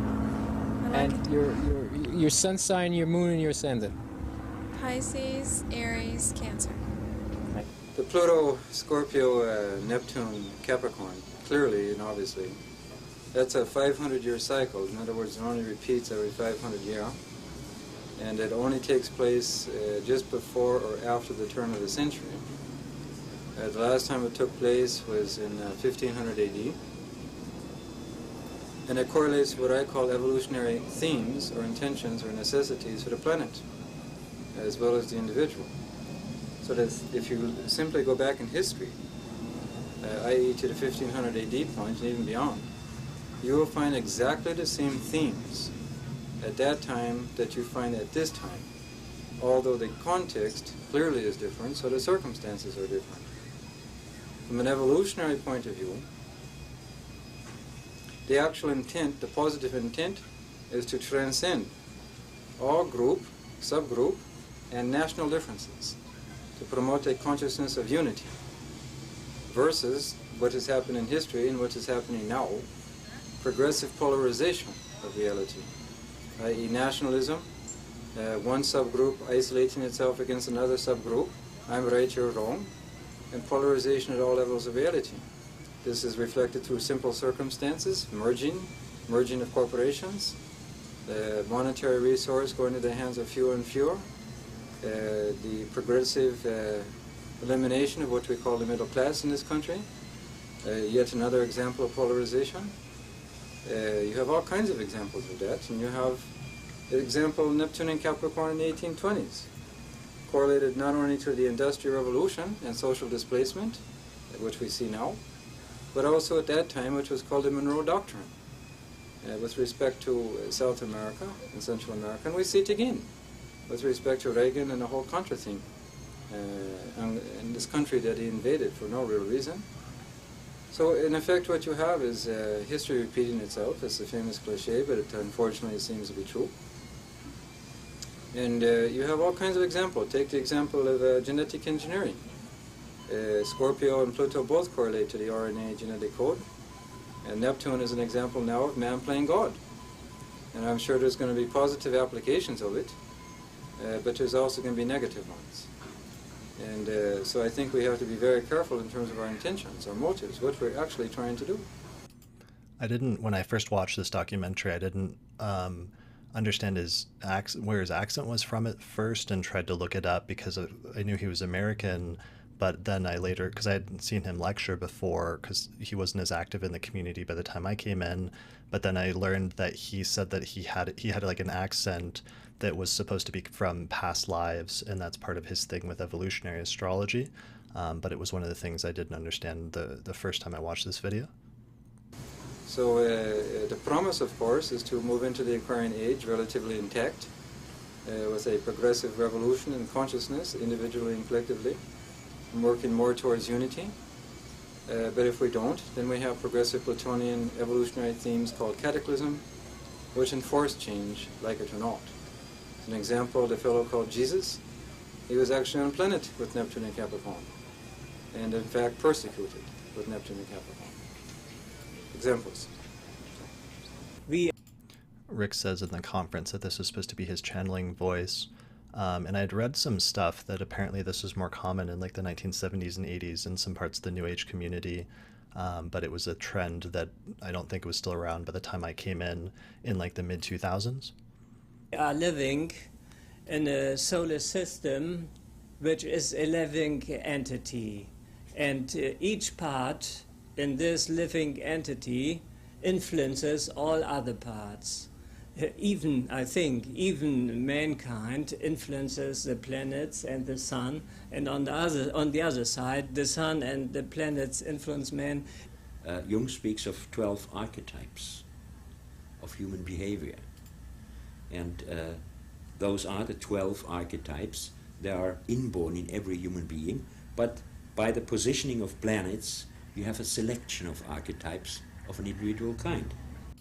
That's the specific like chart layout. This is Huber speaking, and that's one of the chart layouts that's unique for their school, with the way the glyphs and everything is displayed. And you can get those if you go to the extended chart selection in astro.com. You can get them to design the charts like the Huber school, because it's a very like distinctive sort of visual approach.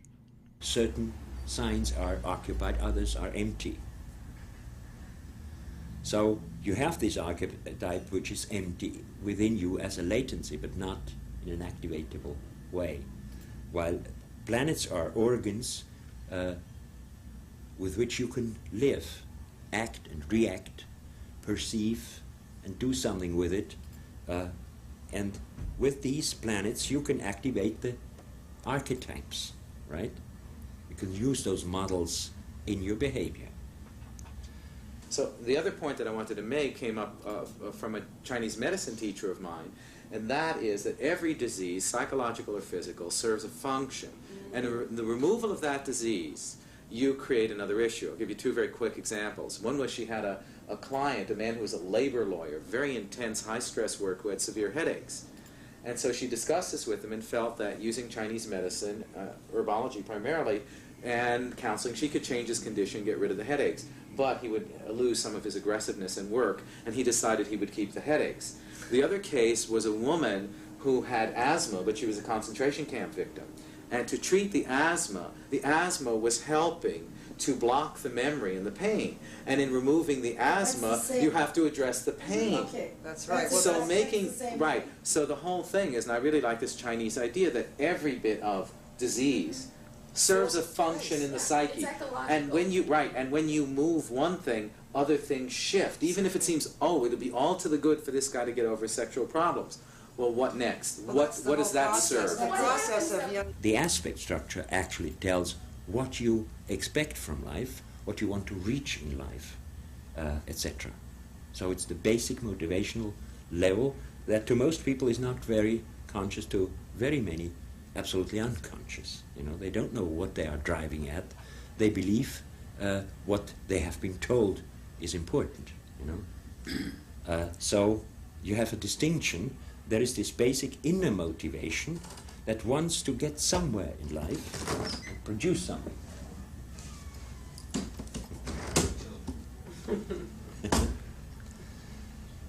This must be Bruno and Louise Huber. So I think these are the two founders of the Huber School. That wants to get somewhere in life and produce something. Also give something to the life, to people. Nick says that the chart that Huber is showing dates to around November 28th, 1930. Surroundings, etc. And there is the outer motivation that mostly comes from conditioning, from education, etc. People around tell you this is the most important thing in life. This you should do. Or that goal you must reach, etc., etc. And these two instances can be in fight with each other, you know. Long ago I lived in a monastery, and I thought that would be my whole life. I had no idea I'd been an astrologer. In fact, I had a very dim view of astrology, and spiritual arguments, of course. But I had a very enlightened teacher there, and he said, look, you cannot have an opinion of astrology without studying the thing. So that certainly made sense. So to have valid opinion in this man's eyes, I went out and bought a book on astrology to have valid opinion. Read 2 pages, and much to my horror, received vision about my life. And required me to leave monastery. Okay, Nick Diggin Best in the chat says that Huber was showing his own chart. He just looked up, and Huber was born November 29th, 1930. So that picture of the chart, he was actually holding up his own chart using his own distinctive layout. Required to open up the relationship, which I'm not inclined to do. Venus retrograde. And become astrologer of all things. And so the way I learned astrology was in the following way. I said, Lord, if you want me to be astrologer, then you teach me astrology. So for 6 years, I had dreamed about astrology. That simply came into my consciousness. And wherever I happened to be living in the world, I would simply hang out free, sign free chart. And you never have a lack, of course. And would empirically validate what I was receiving in dream. And this is how I learned astrology. A lot of times I'll hit something. I like to talk about parents a lot, using the sun and the moon. And a lot of times people don't want to hear anything. And I'll touch on something, and I'll get this resistance, and I'll kind of say, well, okay, it's your life. That's not what happened to you. If that's not your vision, well, then maybe I'm misreading the symbol. Maybe you're not ready for it now. I'll go on to something else. Then we see that Venus is hit up by other kinds of crap, like the moon was hit up, and I might bring up something again around that appreciation, and they're going, well, yes, because I'll ask people, how was your relationship with your mother? It was wonderful. Then you get to Venus unappreciated. Well, yeah, my mother used to lock me in the closet for days on end.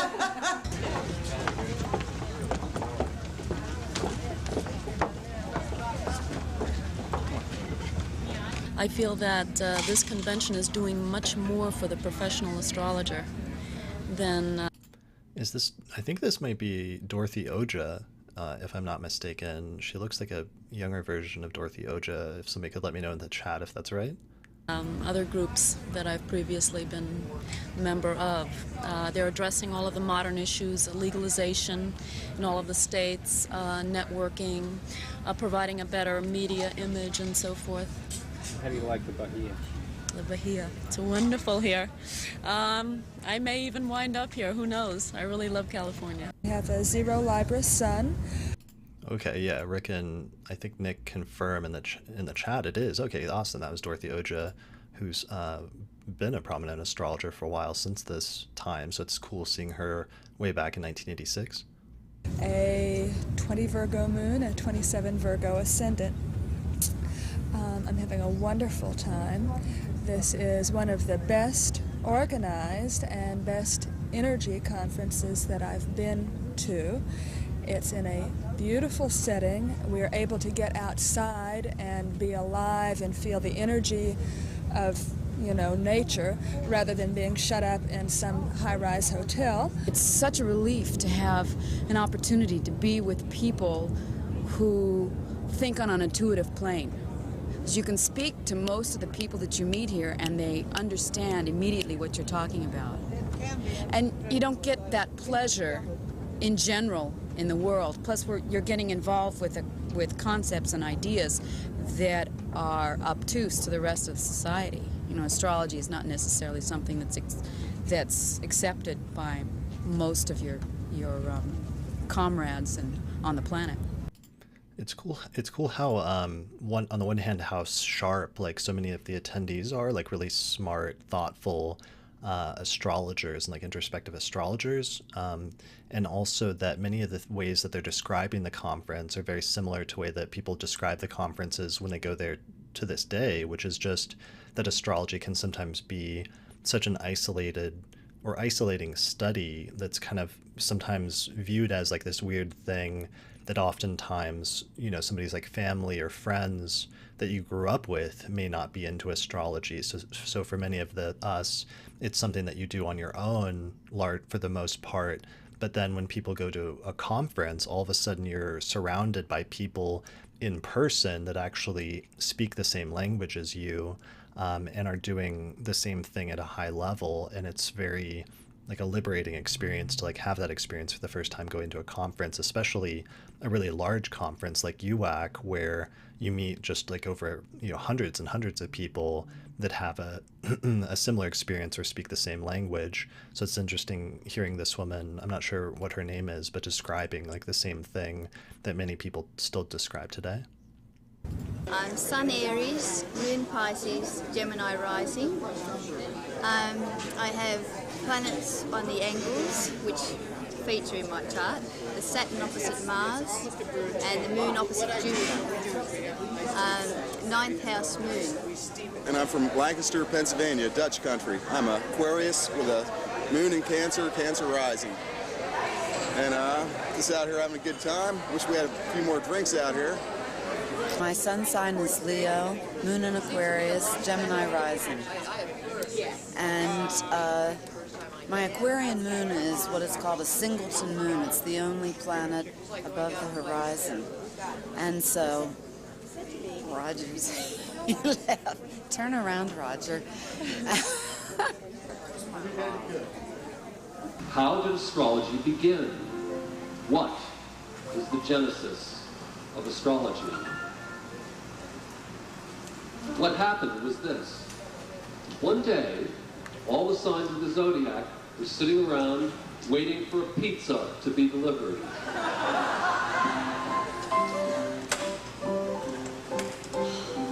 Man, are they slow? Oh, Aries, you're so impatient. Oh, give me a break, bovine brain. Okay, everybody, here's the game we're gonna play. Shut up and listen. Now, this is a game that I made up, and y'all gotta play now. Aries, forward and outward dashing for sheer joy of self-dissemination, always centered, yet moving, merging oneself and all self. They are short, 5 lines each. And I don't know what this is, if there was like a second play on a different night. I mean, that seems to be what was happening, or if it was like a continuation of the previous one. But it's interesting seeing a play on like one of the later days. Pick our tokens from the sky. That's stupid. Hey, Capricorn, don't be a deadbeat. Listen, now this is my game, and I say everybody pick a token. Taurus, what do you want? I don't want to play. I'm hungry. Taurus, hanging jowled bovine, savoring goodies, munching cuds, sniffing the flowers, inalterable budgelessness, all gorged with sensuous delights. Gemini, yes and no and now and then and good and evil, but that's too serious. Pendulating, talk, talk, talk, constant, glorious interchange. Cancer, in full embrace on her soft breasts and lap, she holds and feeds and warms, protecting her and us with painful, hard-shelled gentleness. Leo, with a yawn-like roar and grand sweep of tail, gazing down from his boulder, he emanates majesty, drawing all to his center. You can't have the sun. The sun's not a token. That's not right. You said I everything I wanted, and I want that big, bright, beautiful, blazing sun or Somebody in the chat, Calypso, says that this was astrodrama, so this would be people like acting out chart placements, which was like a more common or like popular thing back then in the 80s and 90s. And at some conferences, people would get together in like a circle, and then you recreate somebody's chart placements, and each of the astrologers or people would stand around and like act as if they were that placement and how it operated in the person's chart. Yeah, I think that is Gloria Starr. You're right. That's the woman on the screen right now. I'm pretty sure is Gloria Starr. I recognize her voice, like especially.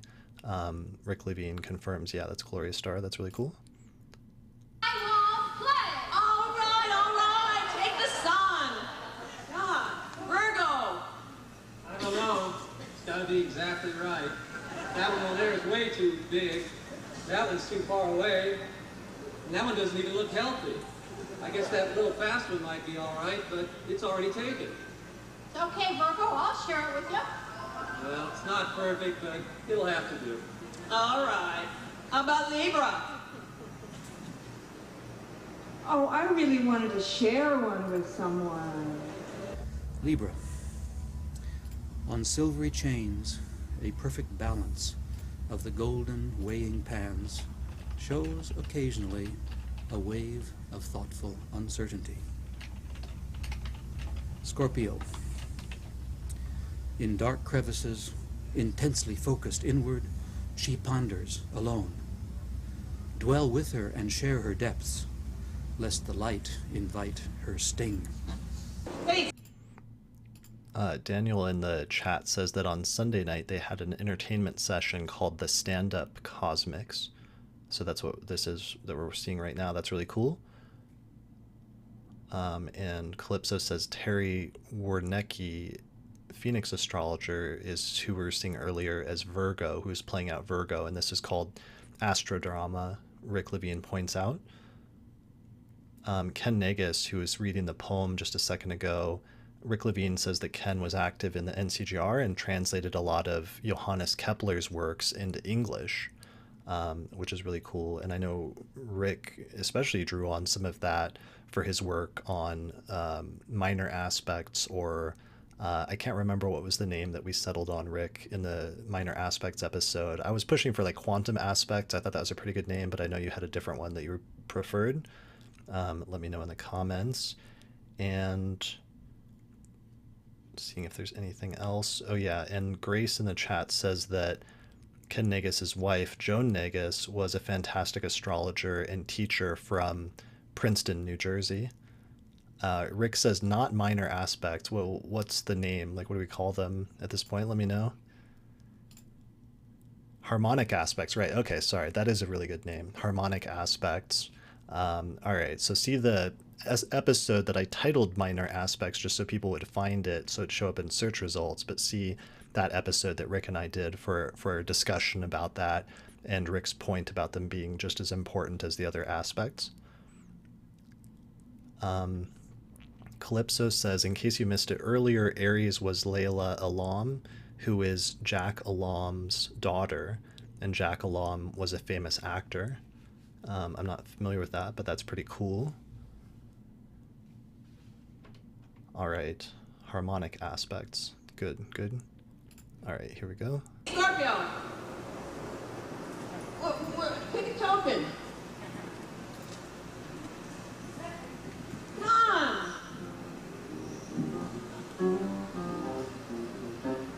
I don't see anything.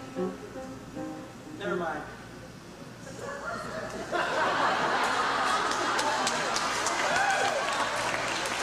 Sagittarius.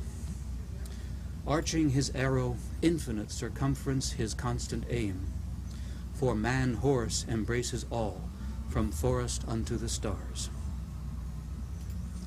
Capricorn. That's me. That's the one I was trying to remember and couldn't. Capricorn. Upward climbing, he defies peaks, but always with mountain underfoot. Somber games, played passionately, sovereign over all below. I want that one. The rings around it. Rick notes in the comments, he says that Rick Levine notes that it was Ken Negus's Kepler translations that pushed me into quintiles. So that's actually a pretty big piece of history then, that this astrologer who was just reading the poem, you know, influenced Rick in his work with aspects and the aspect doctrine, which is really cool. Looks like a good investment. All right. How about Aquarius? Oh, I think I'll take that goofy one right over there. Is that a planet?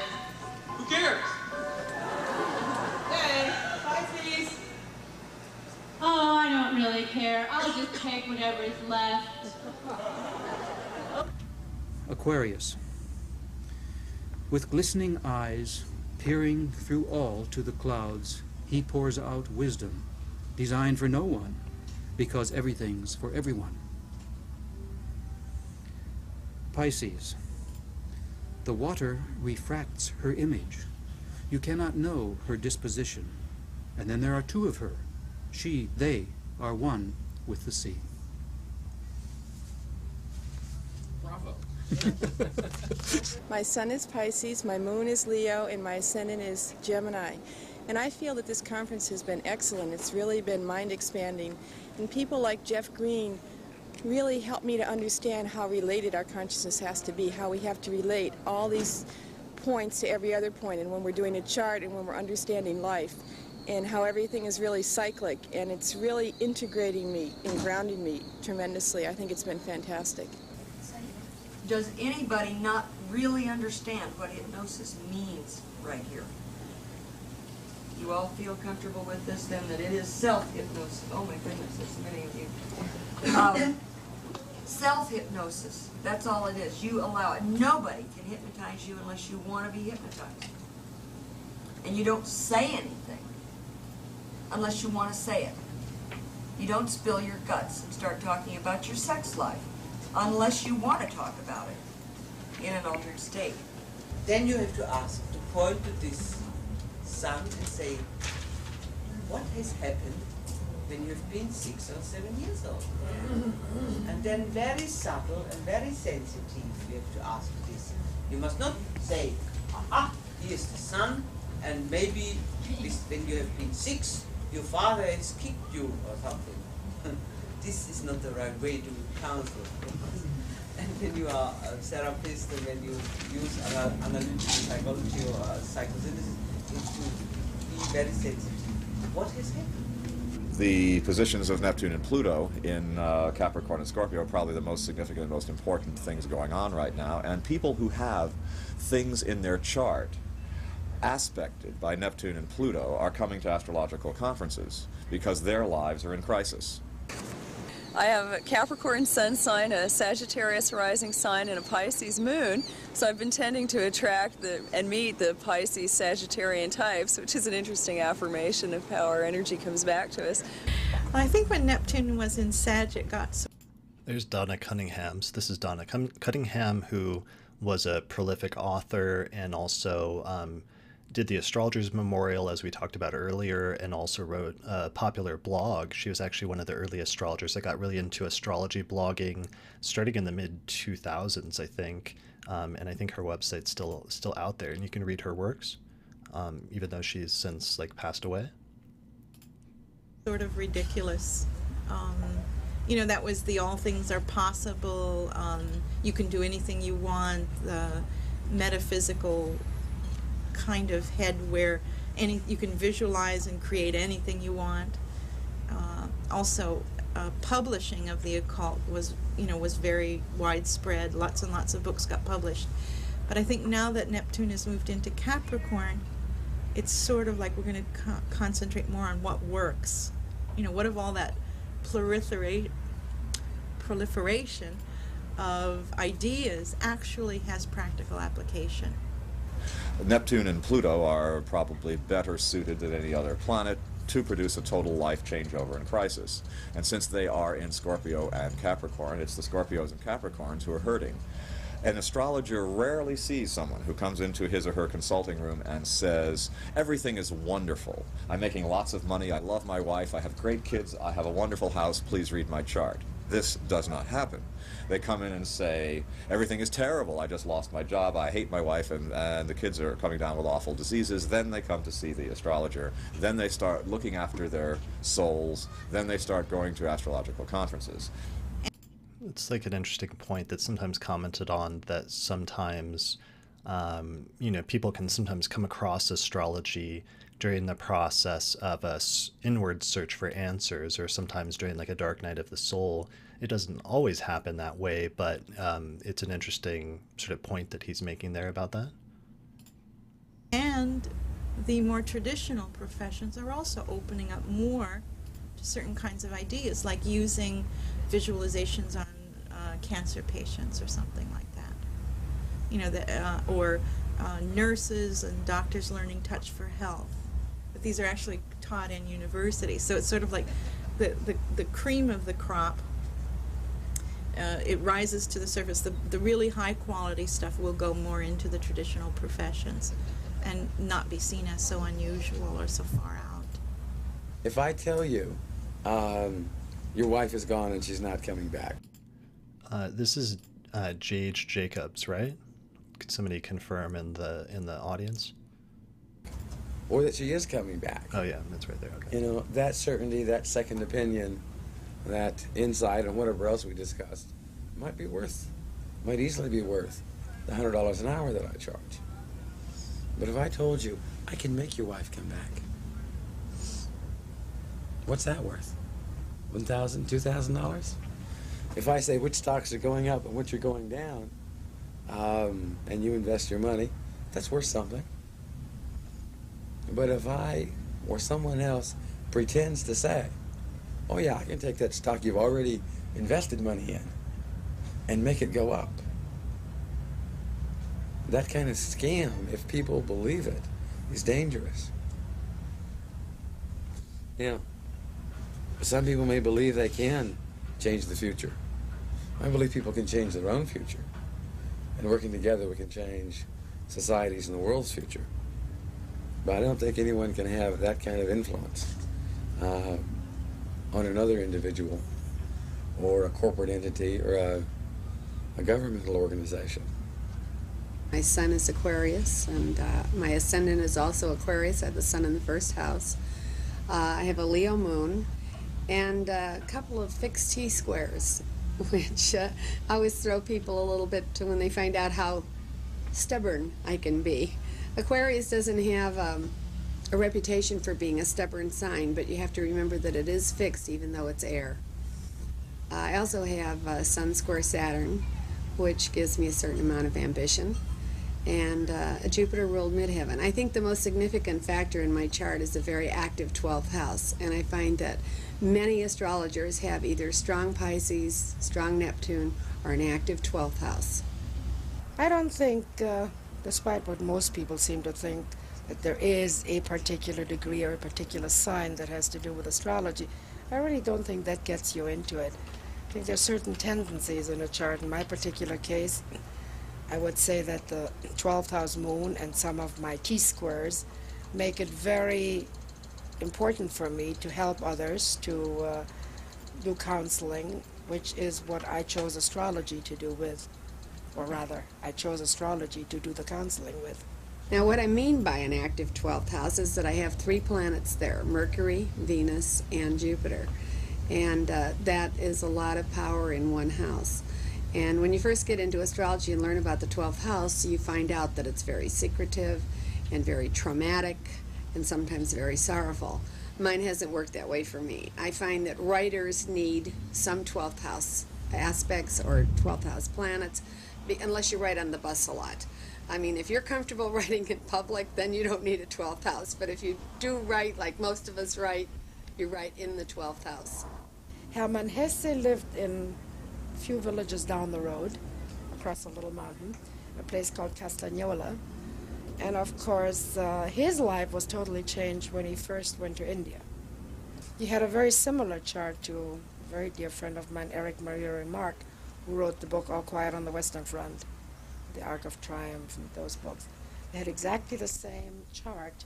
That means they were born at different times, They're both Cancers. They both have Sagittarius rising, and they were as different as night and day. I always love to quote people who have very similar charts and are totally different, and then I like to point out to my students why they're different. But Hemingway had Virgo rising, not Sagittarius rising. It's a little different. And we have company today, don't we? There's a there's a very extensive biography. This is Marion March, and there's a very extensive biography about Marion March on Astrodatabank. But it says, I'll just read part of it. It says she was a German-American astrologer who began her studies in 1966 and was a top professional by 1970.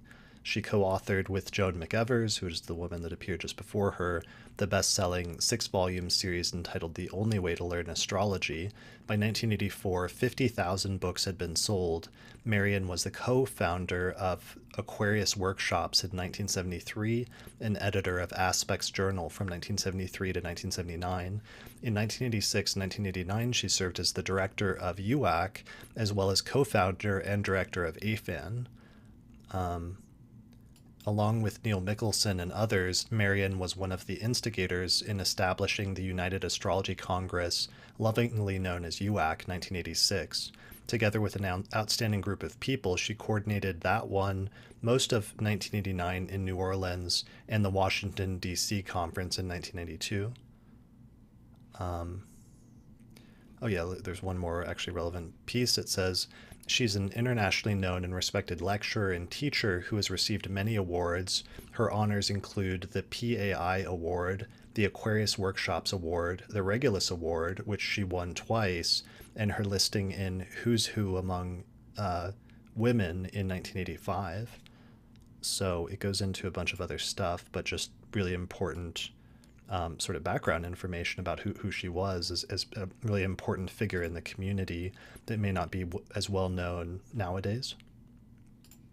People who have very similar charts and are totally different, then I like to point out to my students why they're different.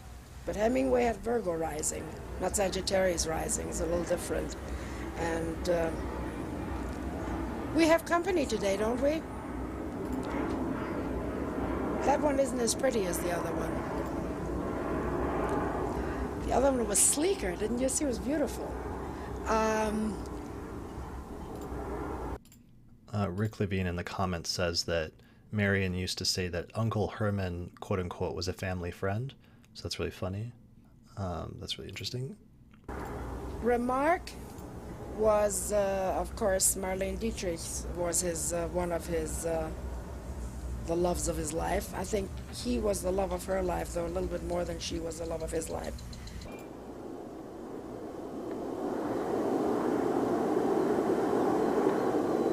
As you may have noticed, Bahia is under the flight paths of just about everything out of San Diego International Airport.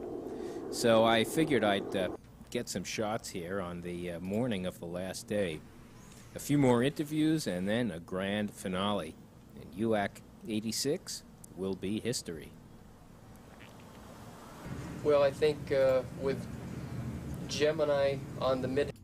There's Ray Merriman, who is one of the founders, or at least one of the lead, recurring presidents and leaders of the International Society for Astrological Research. I don't actually know if he was one of the founders, but he was definitely one of the key figures in ESAR over the past several decades, all the way until very recently. I think he might still be involved on some level, but I'm not clear.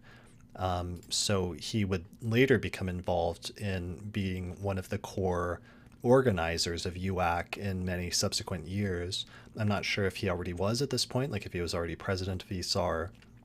If he was heavily involved, then he would have been heavily involved to some extent in organizing this conference, since ESAR was one of the contributing organizations. And then I know in a number of subsequent UACs that he would be involved as well. He was not a founder, Rick Levine says. Okay, good to know. Heaven, which is a vocational house, and Mercury ruling it in the third house of communication, in direct opposition to Uranus, which is a planet we usually ascribe to astrology. It probably shows my interest in unusual, eclectic, maybe avant-garde thought. And then trine Pluto and Saturn might just have to do a bit with my background in psychology. Also, the Mercury trine Pluto, plus a Venus and Jupiter conjunct in Scorpio in the second, perhaps correlates with my interest in the markets, financial markets with astrology. And Ray's actually became known primarily as a financial astrologer, and one of the early episodes of the astrology podcast was I interviewed Ray about financial astrology. That's not on YouTube, but if you go to the podcast website and search through the episodes page, you'll find an audio version of that episode that was an interview with him. And I also more recently did an interview with him a few years ago about organizing astrology conferences. So he had a lot of good advice and like tips and just insight into the background behind organizing conferences. And it's interesting seeing him here at one of these like early mega conferences of UAC, which he would then later be involved in many subsequent ones. And then with maybe Neptune rising on the ascendant with the sextile to Mercury, my ruling planet, that might have something to do with my interest in spiritual dimensions to astrology. Never know for sure, but I think it might. But I think that this galactic center is very important in astrology. It is the nucleus of our galaxy.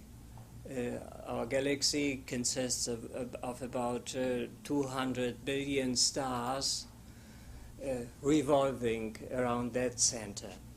And if you are looking for information, you'll find it always in the nuclei of structures. For instance, if you look at the cells we are composed of. The galactic center is a place. If I remember correctly, so that was Theodore Landscheid, and he had done work on like solar flares and correlating that with astrology, I think was one of the things that he worked on. Place where a great deal of knowledge comes in. And the title says that her name is Tony Glover. Is anyone familiar with her work? Not necessarily solicited. It gets there. But in order to have this knowledge become effective, one has to share it. It's like, you know, how the kid says, okay, Dad, if you'll let me take the car tonight, I'll wash it tomorrow. And Dad says, no, go ahead and wash the car, and then you can use it. For those of us who are getting ready for the the Saturn-Uranus conjunction in Sagittarius, that is going to be an extraordinarily significant conjunction by virtue of the fact it will be going over the galactic center. The center of the galaxy is a nucleus point about which the sun revolves every 250 million years, taking us with it, of course, and we find that this point represents knowledge. And the knowledge that it brings is knowledge which requires responsibility. That is, once we receive knowledge, it's up to us to go ahead and to utilize the knowledge. Otherwise, the knowledge is very dormant. If you find an aggregation. This is that was Philip Sedgwick, and Philip actually ended up doing a lot of work, not just with the galactic center, but in studying other galaxies and trying to incorporate that into astrology, as well as other fixed stars and other things like that. Like he was very interested in incorporating, or he is very interested in, Philip is still around, incorporating new astronomical discoveries in modern times into astrology, which had to do with deep space astrology. I'm not sure if that was like the actual name, but it was something close to that. If anybody can think of the actual name of what Philip called it. Yeah, deep space astrology, Rick Levine says. Thanks for clarifying that. If you find an aggregation of matter and energy, there must be an aggregation of information too. For instance, such places as the sun or the center of our galaxy are very, rare places. In between is a lot of void, and this is a concentration of matter, energy, and of information. And you can't separate that information from matter and energy, and so you know if there is such a body like our sun, which contains much matter, much energy, then it must contain also a lot of structure, a high potential of information, and you can even calculate the quantity of information that's getting out from the sun. I think, if I'm not mistaken, I think one of the things that Michael Earlywine contracted Robert Schmidt for was to translate one of this guy's works, Theodore Landscheidt's work, from German into English, and I think they translated it, but I don't know if they ever published it. But that might be something to ask Michael Earlywine about at some point, because it would be interesting to see his work in English. I don't know if it's otherwise widely available. Means much matter, much energy, then it must contain also a lot of structure, a high potential of information, and you can even calculate the quantity of information that's getting out from the sun.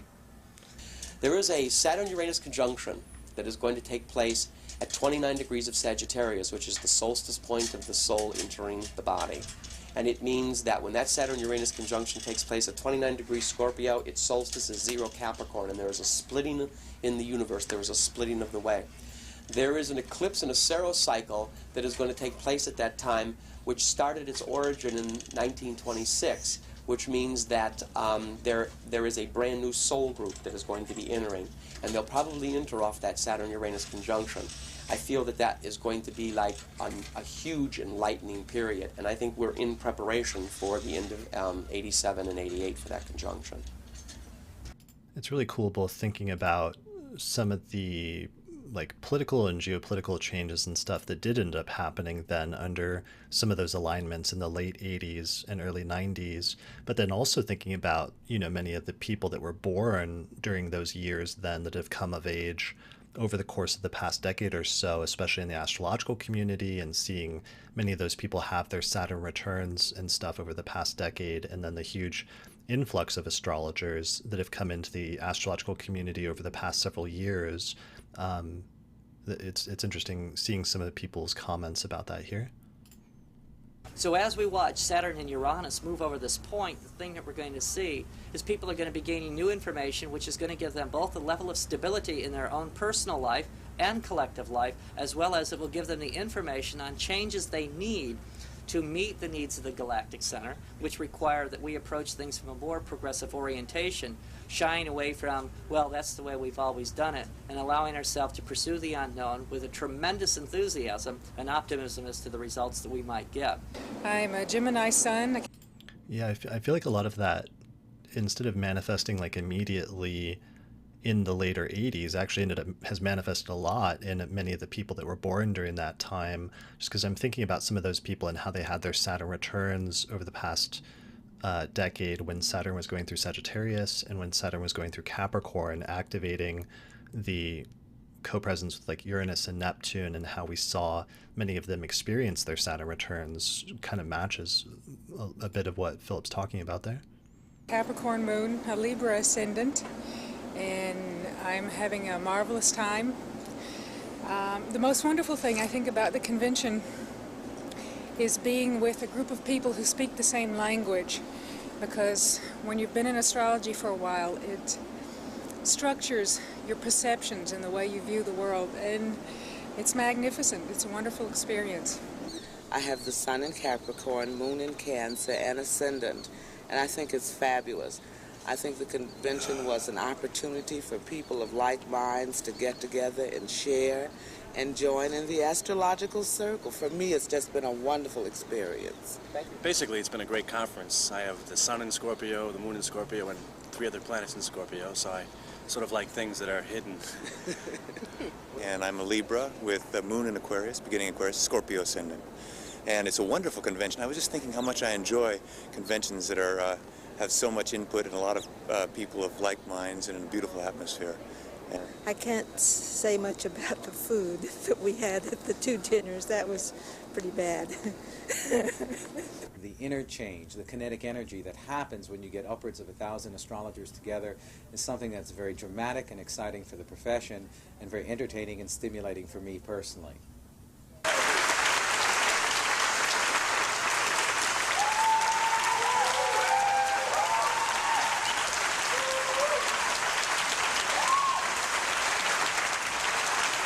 You know, I'm looking all around the world, and from every place, even from my students, I learn piece by piece. And in this way, I try to give it to the other ones just to tell them how universal astrology. Were they giving Edith an award here? I don't know if the Regulus Awards occurred at the first UAC or if that was something that was only developed later, but I'd be really curious to know what's happening here. It seems like it's the end of the conference, but it seems like she just got up to accept something. Thank you. It has definitely made its mark. It's been different. And I think it's the first step. I think that after the planets go direct and we see what we've manifested for ourselves, because we can't quite see it yet, we need to have a little distance, we need to have a little perspective on what we've manifested for ourselves. I think we will have laid a very important foundation, not only just for this thing we call the United Astrology Congress, but for the astrological community, which takes in everybody, those that we like and those that we don't quote like right now. It's a real special time.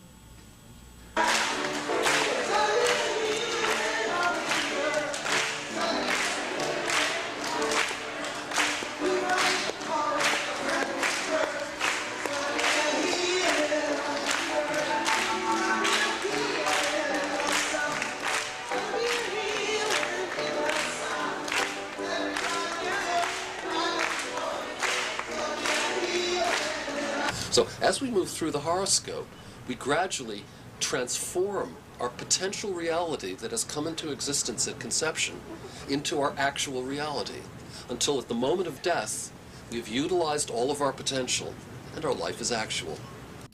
Here's Tadman showing off his book, Lifetime Astrology. He has some brilliant, he's an illustrator, and he has some great illustrations, some famous ones, especially showing like the spiral nature of the solar system and how the chart is actually like a slice of time.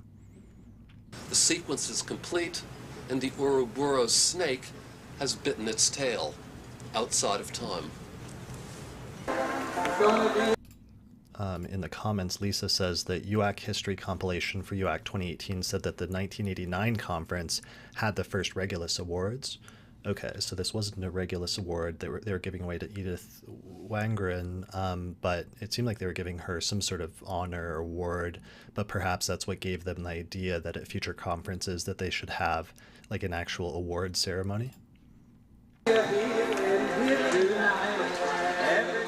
I'd like to take this opportunity to give special thanks to Stephanie Erickson, who single-handedly coordinated and arranged all the interviews. And I'd also like to thank all the astrologers who graciously gave their time and energy to this project. Healing here tonight, healing here tonight.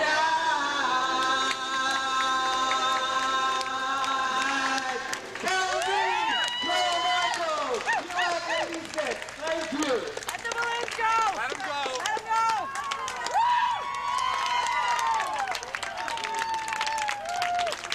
Send the message to Los Angeles.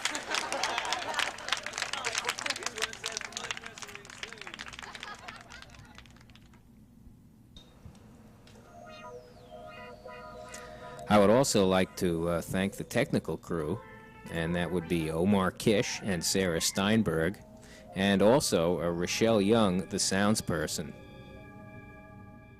Nice. All right.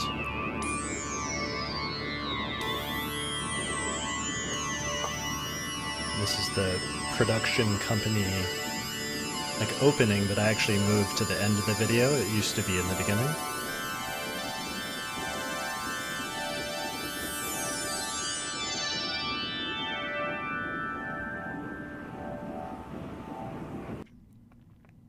All right, that is it. So that is the 1986 United Astrology Conference documentary. Again, thanks to John Steinberg and Rachelle Young Steinberg for both making that documentary and putting it together. It's amazing, and for capturing that part of our history. And thanks to them for letting me to share it with all of you and to post it on my YouTube channel and then be able to do this live stream to try to provide some additional context and commentary about it. This is going to be kind of an experiment, but this is a lot of fun, and I really thanks everybody who joined me today and gave all of the comments and feedback. It really made this possible. Shout out especially to Rick Levine. You gave me a lot of really useful feedback and running commentary here that helped me identify a lot of people. You are definitely the MVP Shout out to Nick Dagan Best and Lisa Scheim and Patrick Watson for helping me to moderate the comments. I appreciate you. There's a bunch of actually people that contributed really great comments just throughout this. So the recording of this will now sort of live on my YouTube channel, and then the live chat will exist right next to it so that people will be able to watch that, which is pretty cool, as something we can kind of pass off to the astrological community so that this little piece of our history will be sort of preserved as context like going forward. And it's cool seeing so many astrologers, many of which are still active today and are still around the astrological community doing amazing work. But then it's also good to recognize, many of the astrologers who aren't around and aren't here in 2023, but whose work and legacy still survives in different ways, sometimes in ways that are really obvious and where you have names that are still familiar, like Dane Rudyard, for example, or other people like that. But then there's other names where their contributions aren't as well known today. But that's one of the reasons I wanted to do this, just to help pass forward some of that generational information and to try to link, be part of that link in the chain of the tradition and between the different generations, since we've had such a huge influx of different astrologers into the community over the past several years. And it's interesting then having this generation be able to look back and sort of see how far we've come and see how we got here to where we are today through the work of many of the astrologers that were in this documentary. I think that's really, really important and really notable. Yeah, thanks everybody. I'm just looking through some of your comments now in the live chat. This was amazing. I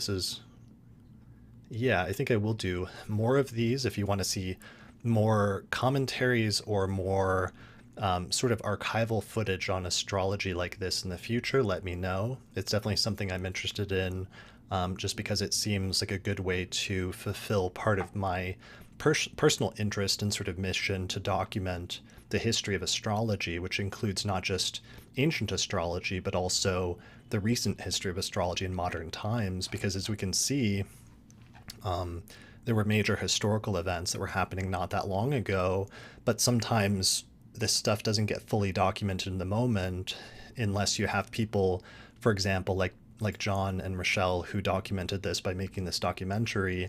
But then there were other major United Astrology Conferences where really important stuff happened, like in 1992, when a group of astrologers got together to create a translation project for ancient astrological texts that helped to spur the revival of ancient astrology. That was something that happened partially due to a UAC, but we don't necessarily have a documentary from like that UAC or other UACs. So having something like this is really, really precious because it allows us to have a glimpse into that time period to sort of understand some of the different pieces that have come together to take the astrological community to where it is today. All right, I'm trying to think of anything else here before we wrap up for the night. I'm just reading through some of your comments. All of you are awesome. Thank you so much for joining me and participating in the live chat, especially those of you who stuck it through the entire thing. It looks like we're up to about 4 hours now, so that's actually about what I thought this would go, maybe a little bit under. There was like some version of this that was going to go like wildly longer than that, but I wanted to keep it a little bit more reasonable. I think 4 hours is pretty good given that the video itself was 2 hours, so that's about half of that time. All right, reading through other comments. If anybody has any interesting videos or archival footage or interviews, I'm especially interested in this at this point in collecting video interviews. I'm also interested in audio, if people just have audio, but especially video recordings. You just get such an additional sense of things by being able to look at video. So if anybody has any good videos from like the 1970s or 80s or 90s or 2000s that relate to events like this or relate to interviews with individual astrologers or to the history of, or significant to the history of astrology, let me know, and please reach out to me. You can email me at theastrologypodcast@gmail.com and just let me know, because I'd like to keep doing commentaries like this, but also just finding interesting archival footage from the past few decades and putting that out there so that it can be preserved in some form. And that's kind of what I've done so far the past couple of months, is I'll put the video out itself sort of independently so that that will survive on its own, sort of untampered with, and then I'll do my live stream commentary separately so that we can kind of like segregate those two things so that the original content can live on its own, and then also we can add to it through the commentary without like erasing one or degrading one in order to get the other. So that would be cool if we're able to find more stuff, especially from other conferences. That would be really fun. And other interviews. What else? Yeah, Kelly Lee Phipps did do a lot of interviews for the Return of the Magi movie in the mid-2000s, and that actually premiered at the 2008 United Astrology Conference. Many of those interviews are still up on his YouTube channel. If you just search for Kelly Lee Phipps's name, you'll find interviews. Actually very funny at this point. You'll see a much younger version of me that was like 20 being interviewed at a Northwest Astrology Conference, and you'll kind of have the same experience of like seeing me now versus like a much younger version of me. We're starting to get there with some of the generation that were born in the 1980s. Now we're going to start having that like time shift as well, now that we're post Saturn return.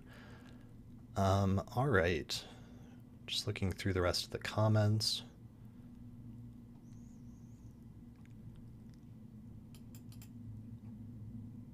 Yeah, and there may be other interviews from this time period that, with any luck, I may release at some point here before too long. I'm going to talk with people about that and see about it. All right. Thanks, Nick Diggin-Best just put up Kelly's YouTube channel, so it's youtube.com/Kelly Lee Phipps. Most of those interviews were recorded, I think, between, I want to say like 2005 and 2008. Maybe a little bit later, but I know that movie came out in 2008 because I helped to premiere it. We helped to premiere it at the 2008 UAC, his movie Return of the Magi. So that's another sort of becoming another period piece at this point, since it was 15, almost 20 years ago now. All right. Cool. All right. Well, I think that's it. I think I'm going to be going for 4 hours. I think I'm going to take a little bit of a break here. So I think that's it for this live stream. Thanks everyone for joining me. Thanks for listening. I appreciate you. Thanks to all the patrons that support my work on the Astrology Podcast through my page on patreon.com. That makes all of this possible so that I can do things like this and like dedicate a day just to like live streaming events like this, and to going out and collecting some of these different histories and making that part of my mission with the Astrology Podcast. It sort of gives me that freedom. So thanks everyone that makes that possible. Yeah, and thanks everyone for joining me today. So I'm going to sign off for the night. Thanks for watching or listening, and I'll see you again next time.